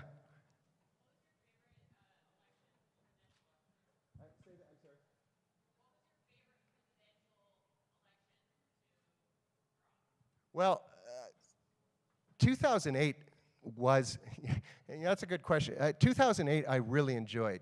Part of it is because I did that project going through the western states. But I found it to be a very inspiring election. It was both the battle between Hillary Clinton and Barack Obama was, either way it was going to be a historic moment. I found John McCain to be a really decent, heroic guy. And then his choice of Sarah Palin just topped it all. But this year is in competing with that one in almost a negative way. I don't find anything inspiring about this one, but boy, is it fascinating. Yeah, there was one other hand. Oh, yeah. How do I approach fairness or balance? I think you've already answered that. Yeah. Well, yeah. I mean, luckily, because I'm an opinion journalist. I mean, so my job is not necessarily to be balanced. Well, it is not it. I mean, a political cartoonist, that's not your job. Your job is to basically stir up trouble, to stir up debate. It's like to say, this is what I think. What do you think? And so I'm free to call it as I see it, and then let readers respond. But I mean, fairness still counts. You know, I try to, every cartoon I do, I want to be able to, I'm not just randomly attacking someone or making fun of them because they look funny or something. It's because I've studied the issues and looked at what's going on in the news, and this is the conclusion I've come to. It's like writing an editorial. Editorials aren't unbiased. It's an opinion that people can respond to. It's always been an important part of newspapers. But yeah, there's a responsibility there and that I'm very aware of. And plus I try to think, I don't want to be one note either. I want to change it up. I don't want people to be I don't want to be totally predictable. But yeah, opinion journalism is kind of a different animal. Yeah. We can do one more question and then wrap it up. Okay, you guys get together, figure out which, no. Yes.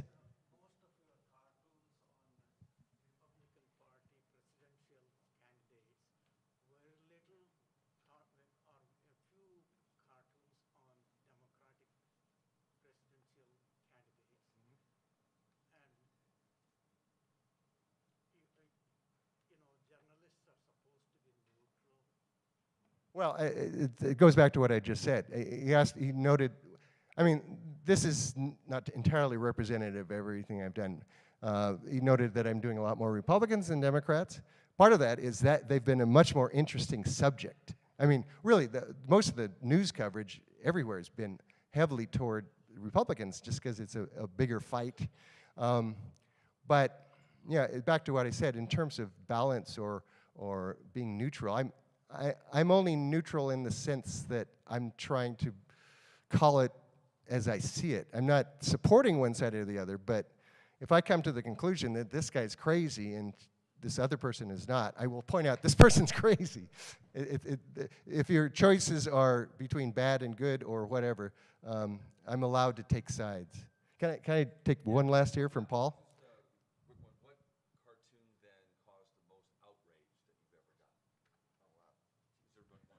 The cartoon that caused the most outrage.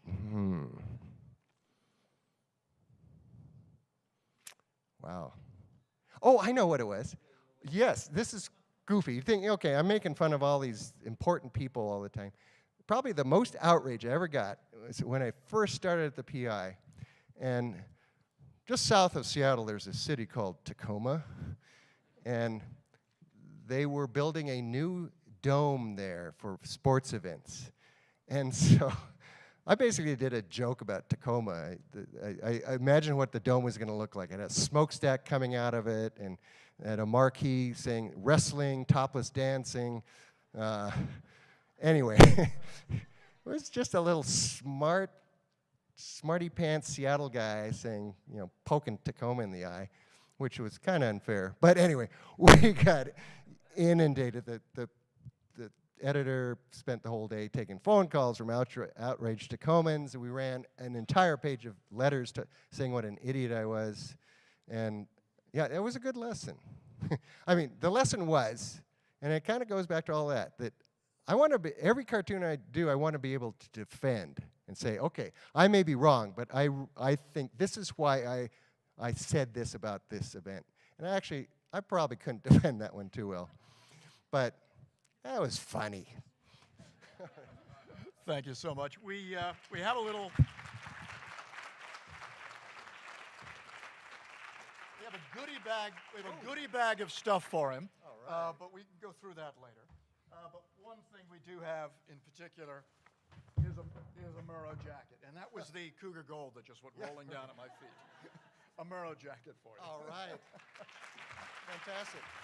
So when I go to my next meeting as a member of the board of the College of Arts and Sciences at the University of Washington, I'll wear this. Here, take your goodie bag, your cheese. Thank you. And there'll be some more bourbon later, okay? None of this would have been possible without lots of people. First of all, of course, our sponsors, long-standing investment in the Murrow Symposium, Jack and Jan Creighton, and Paul Casey and his wife Marty Richardson Casey, who have been longtime supporters. And Paul's company, Casey Communication.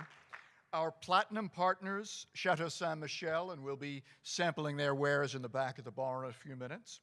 The Lewiston Tribune and the Moscow Pullman Daily News. Our Crimson partners, King 5 and Northwest Cable News. And our silver partners, Tim and Karen Pavish. Tim, are you in the back somewhere? There. Thanks so much for all of your support. As I mentioned in the beginning, I'm stepping down as dean. I've been dean for the last 7 years, most of you know.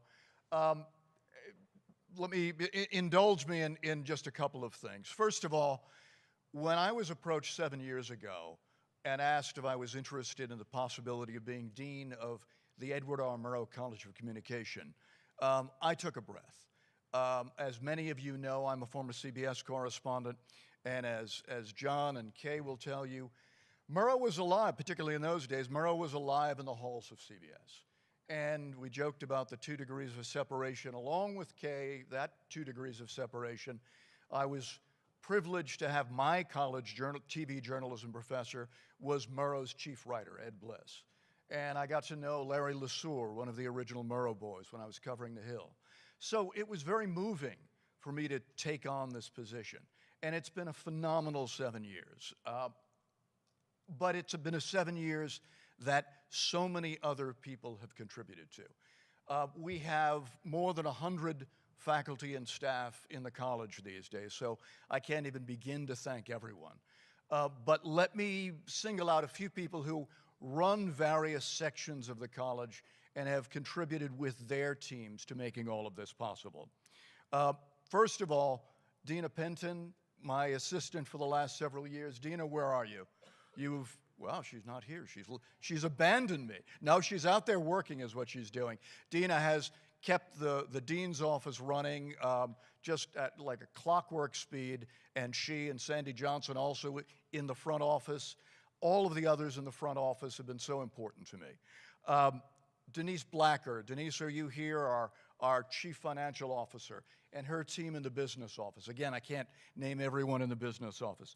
Sarah Stout, who really embarrassingly last night at the reception and referred to as Sandy. I guess it's age, but Sarah Stout, are you here? Sarah runs, there she is in the back with Lisa Laughter, who, and excuse me, but she did change her name a year or two ago from Laughter to Laughter, so I still stumble on that.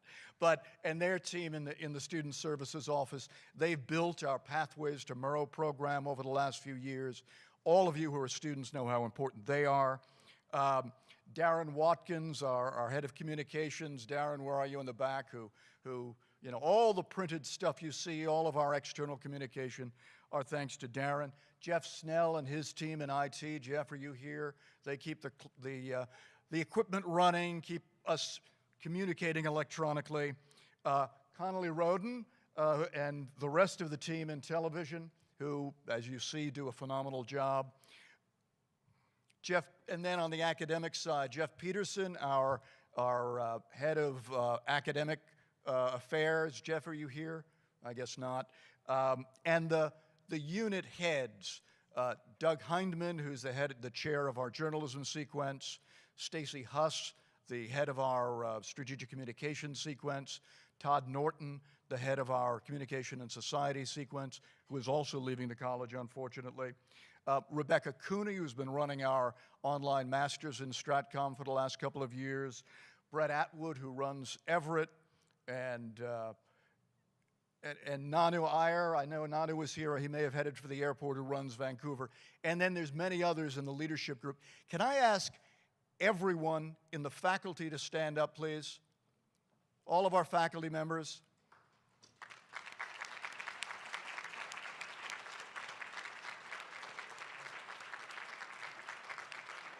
All of our staff members who are here, please.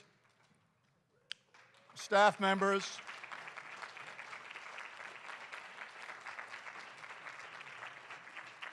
Over in the corner, standing in the shadows, is Marvin Marcello, who headed the team that put this whole thing together today, is our general manager of broadcast.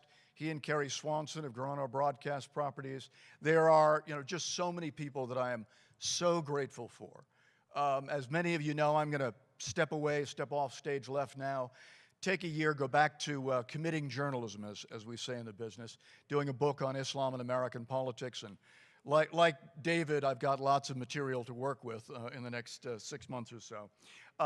But it has truly been an honor And I will always, and Carol Kowalski, I don't know, you were on my list and I skipped you. Carol, who headed our development team, who led us, I knew I was going to miss somebody, who led us to raising $45 million in our campaign in the last couple of years, in the last 7 years.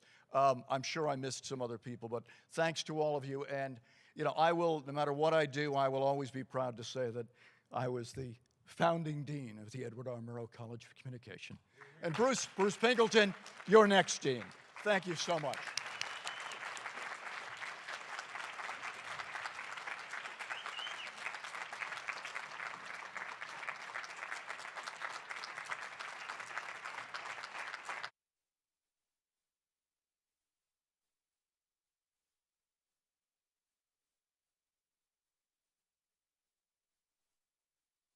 Help our young professionals move out into their fields. Most have received many other honors from their professions, from their communities, but we wanted to bestow our honor on them as well.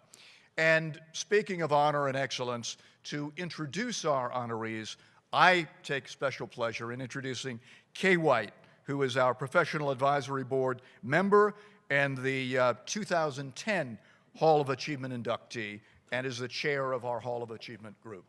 Okay?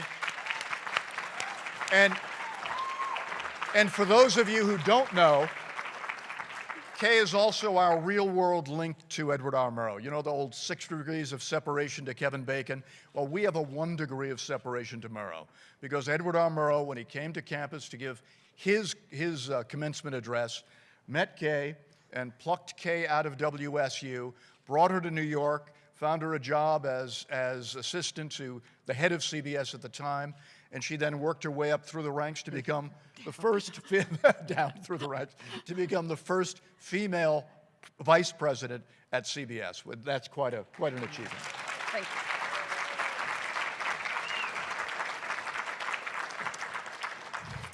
Thank you very, very much, Dean Pintak. And thanks to all of you for coming and joining us today for this celebration to recognize some of the best of the best. I would like to start by thanking Sherry Nebel, Carol Kowalski, Camille Peresky, and Dina Penton for their advice, counsel, and assistance with the selection of this year's honorees. One of the highest accolades one can receive is to be selected by your peers to stand with the greats who have gone before. It gives me great pleasure to recognize this year's class of 2016 Murrow Hall of Achievement members. Some of you have heard this saying before, but I'm going to repeat it again. Ability is what you're capable of doing. Motivation determines what you do, and ability determines how well you do it. I'm pleased to introduce to you today 3 people who have done it exceedingly well. Our first inductee is Sherry Brennan. Sherry is a 1972 graduate at WSU. She is marking her 26th year as an independent marketing public relations consultant who founded her own company, Alliance Communications. Sherry had not yet graduated from WSU when she was offered a position at an advertising agency in San Francisco and needed to finish her coursework while on the job. I'm not sure many of us could do that. In the mid-'70s, she returned to Washington to work initially with the Seattle Chamber of Commerce, a memorable position at the time when the city worked to acquire the Seattle Seahawks and the Seattle Mariners baseball team. Throughout her career, Sherry has believed in giving back and lifelong learning. She has served as president of 3 professional associations and has been a longtime volunteer with various community, golf industry, and youth-focused organizations. And of course, WSU. Please join me in congratulating this year's Murrow Hall of Achievement inductee, Sherry Brennan.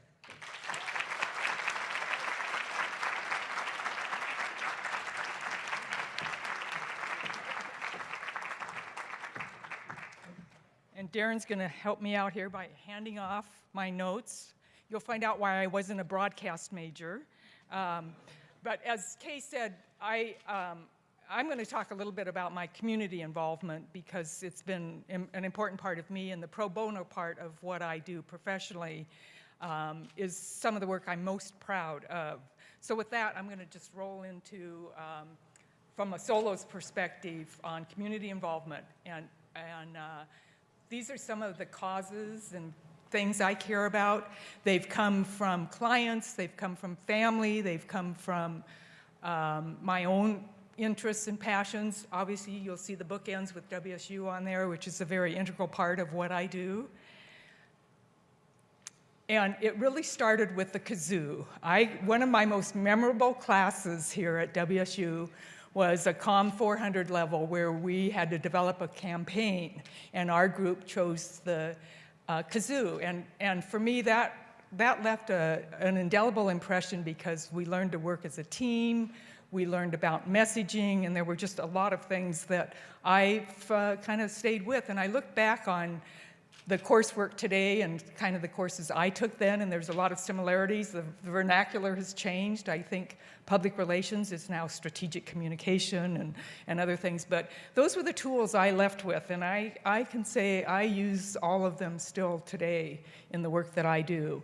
My adventures began, as Kay said, when the week I was graduating, minus one 3-hour credit. I did get a job offer at an ad agency in San Francisco, so I grew up in Kirkland, so to go from Kirkland to Pullman to San Francisco was really quite the adventure, and I've had some mentees ask about, I don't know that I want to go too far from home, and I say, pack your bags and go for it, because I've never looked back and regretted that decision. Although I did return to my roots as a native Washingtonian. I came back and was fortunate to land a position at the Seattle Chamber, and as Kay said, had some great experiences. A lot of what I did there was event planning. One of the ones that I remember was when President Ford and Secretary of State Kissinger came to town, and I had to get Secret Service clearance because I was the staff photographer. And I really worried about that because while I was at WSU, I took part in some of the student demonstrations. Remember Vietnam and that? And I thought, they're going to find those photos. I'm never going to get credentialed, but I got my badge. I think I kept it. It wasn't that official looking, but there it was. So, and then as she said, I was fortunate to be at the chamber when the city got its franchises for the Mariners and the Seahawks, and we did big civic welcomes and got to go behind the scenes on a lot of that, and so that was very memorable. But in a session this morning, Marcia mentioned DNA, and community involvement is in my DNA. My parents were very involved in everything about Kirkland. Dad helped build the ball field and the pool. Mom was real involved in everything from PTA and Little League and all of that. So it instilled in me at an early age the importance.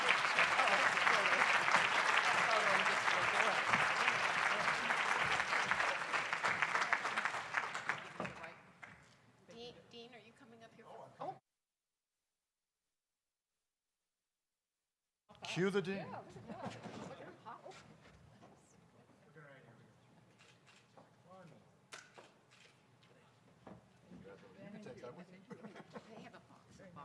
Oh,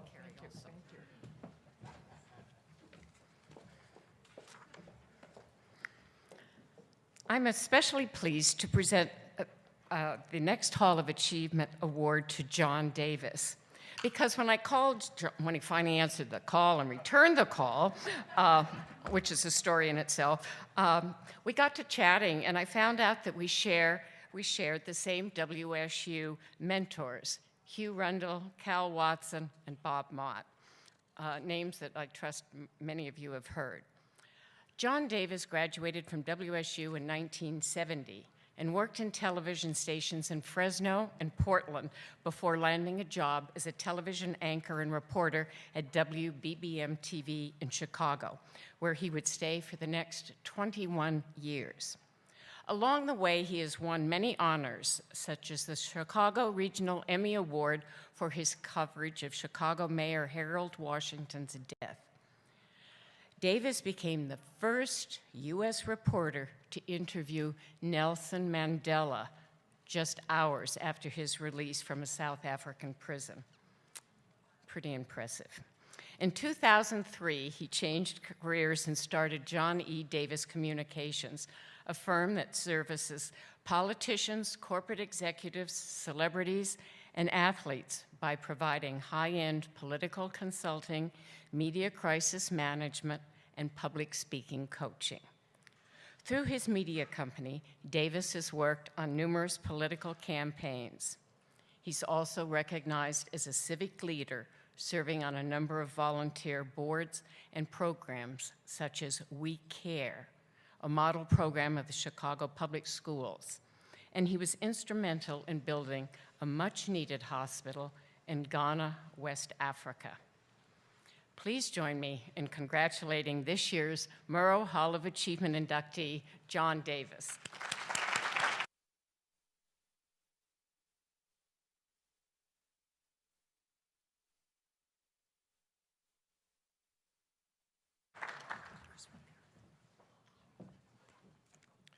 Okay, thank you very much.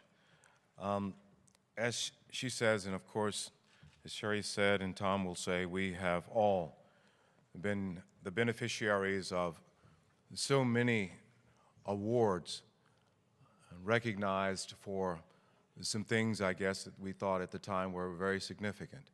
But I can't tell you how overwhelmed I am with receiving recognition from this group of peers, from the Murrow School, from this university that nurtured everything that I was to become. I'm grateful to the Murrow Professional Advisory Board for recognizing me for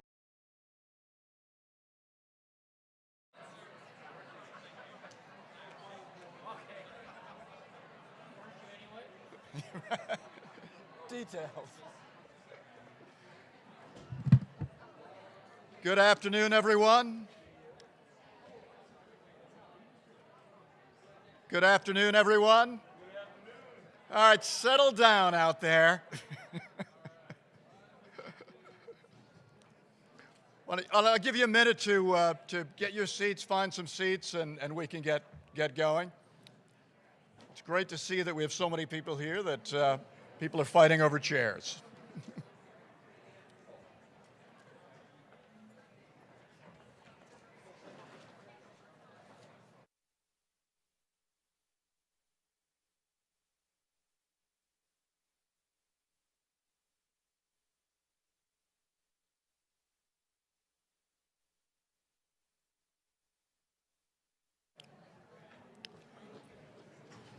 Welcome, everyone.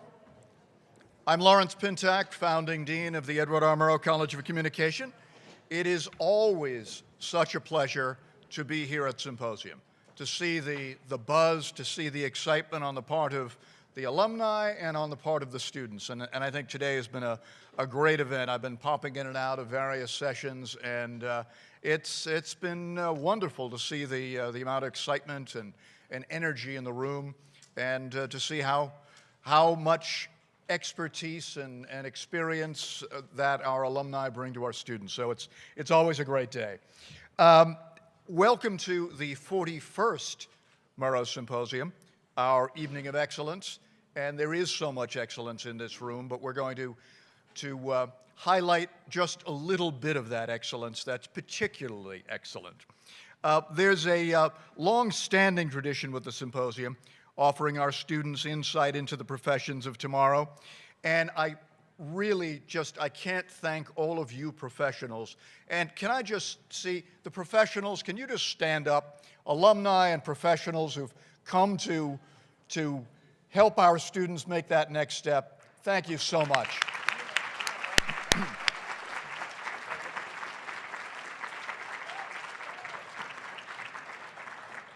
And I know our other dean, and we have a plethora of, I don't know what multiple deans, is that a coven of deans or a cackle of deans? But we have two tonight. For those of you who don't know, I'm on my way out. I'm the outgoing dean. I've been dean for the last 7 years, and I'm handing over the reins to Bruce Pinkleton, who is the incoming dean, Bruce, who will be up here in a few minutes. So if you're confused as to why there's all these deans, that's why. Every year, it is part of Symposium is recognizing excellence. And each year, our Hall of Achievement alumni select a new group of inductees. The nominees are individuals who've made significant contributions through their business, professional, or academic achievement, not financial. They didn't buy their way in. These are people who have credentials that have brought them to our attention. They've demonstrated their community involvement. They've shown support for the university and the college. And they're individuals who often, as many of you, mentor our students. And of giving back. But as I mentioned, I credit family, friends, and excuse me, and colleagues for a lot of what I do. Some of it has been client, the bills, that helps pay the bills, but a lot of it has been pro bono.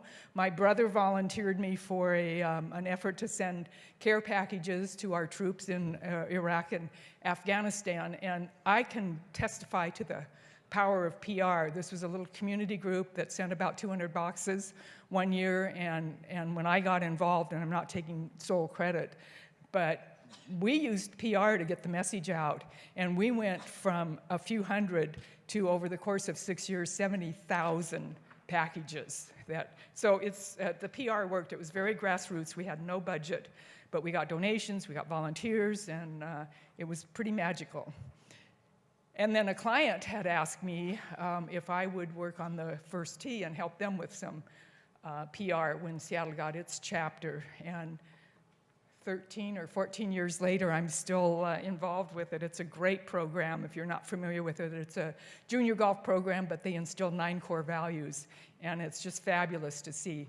I'm having lunch in a couple weeks with a gal who was 9 years old when I first met her, and she's on her way to medical school. You know, those things really kind of bring tears to my eyes. Golf's been an important part of it, and that was all client-driven. I took golf as a PE when I was here at WSU, and never played until I started working with a golf course developer, and then took the game up again so I could walk the talk. Lifelong learning, even if it's golf, it worked. But I'm involved in a women's golf association. We're trying to get more women involved in golf and using golf in your business and professional lives. So the foundation for EWGA wrote a chapter. So now I can claim I'm an author because I got to write one of the chapters in the book. So I got another line on my resume. My husband, who is a third-generation Husky, volunteered me for a project that came through his Rotary Club, and we're in our 9th year. If you're in Seattle and love music, come to 10 Grands. It's a benefit for music education for K-12, because the schools are cutting the arts from a lot of their curriculum. So lots of great memories with that. And then WSU is I always find ways to work WSU into conversations or my work. And if you've ever gone to the Viticulture and Enology picnic that's now part of the Auction of Washington Wines, they do a cork chipping contest, and I brought that to them to combine golf and some fundraising, and that's been a fun part of that. I always leave money behind at that event. So Murrow has been just a fabulous part of my life. I mentioned all the skills, and yeah, we won some awards along the way, but I have to say this one gets top spot on the shelf. It is really special to be at the same table and in the same photos with Tom and John. And my story about Tom is I've only been fired once in my career. And my client wooed him away from a really nice job he had at one of the 4 or 5-star hotels. And I no sooner wrote the news release about him being named general manager that he decided to bring in his own team. So off I went, and off I go. Thank you very much.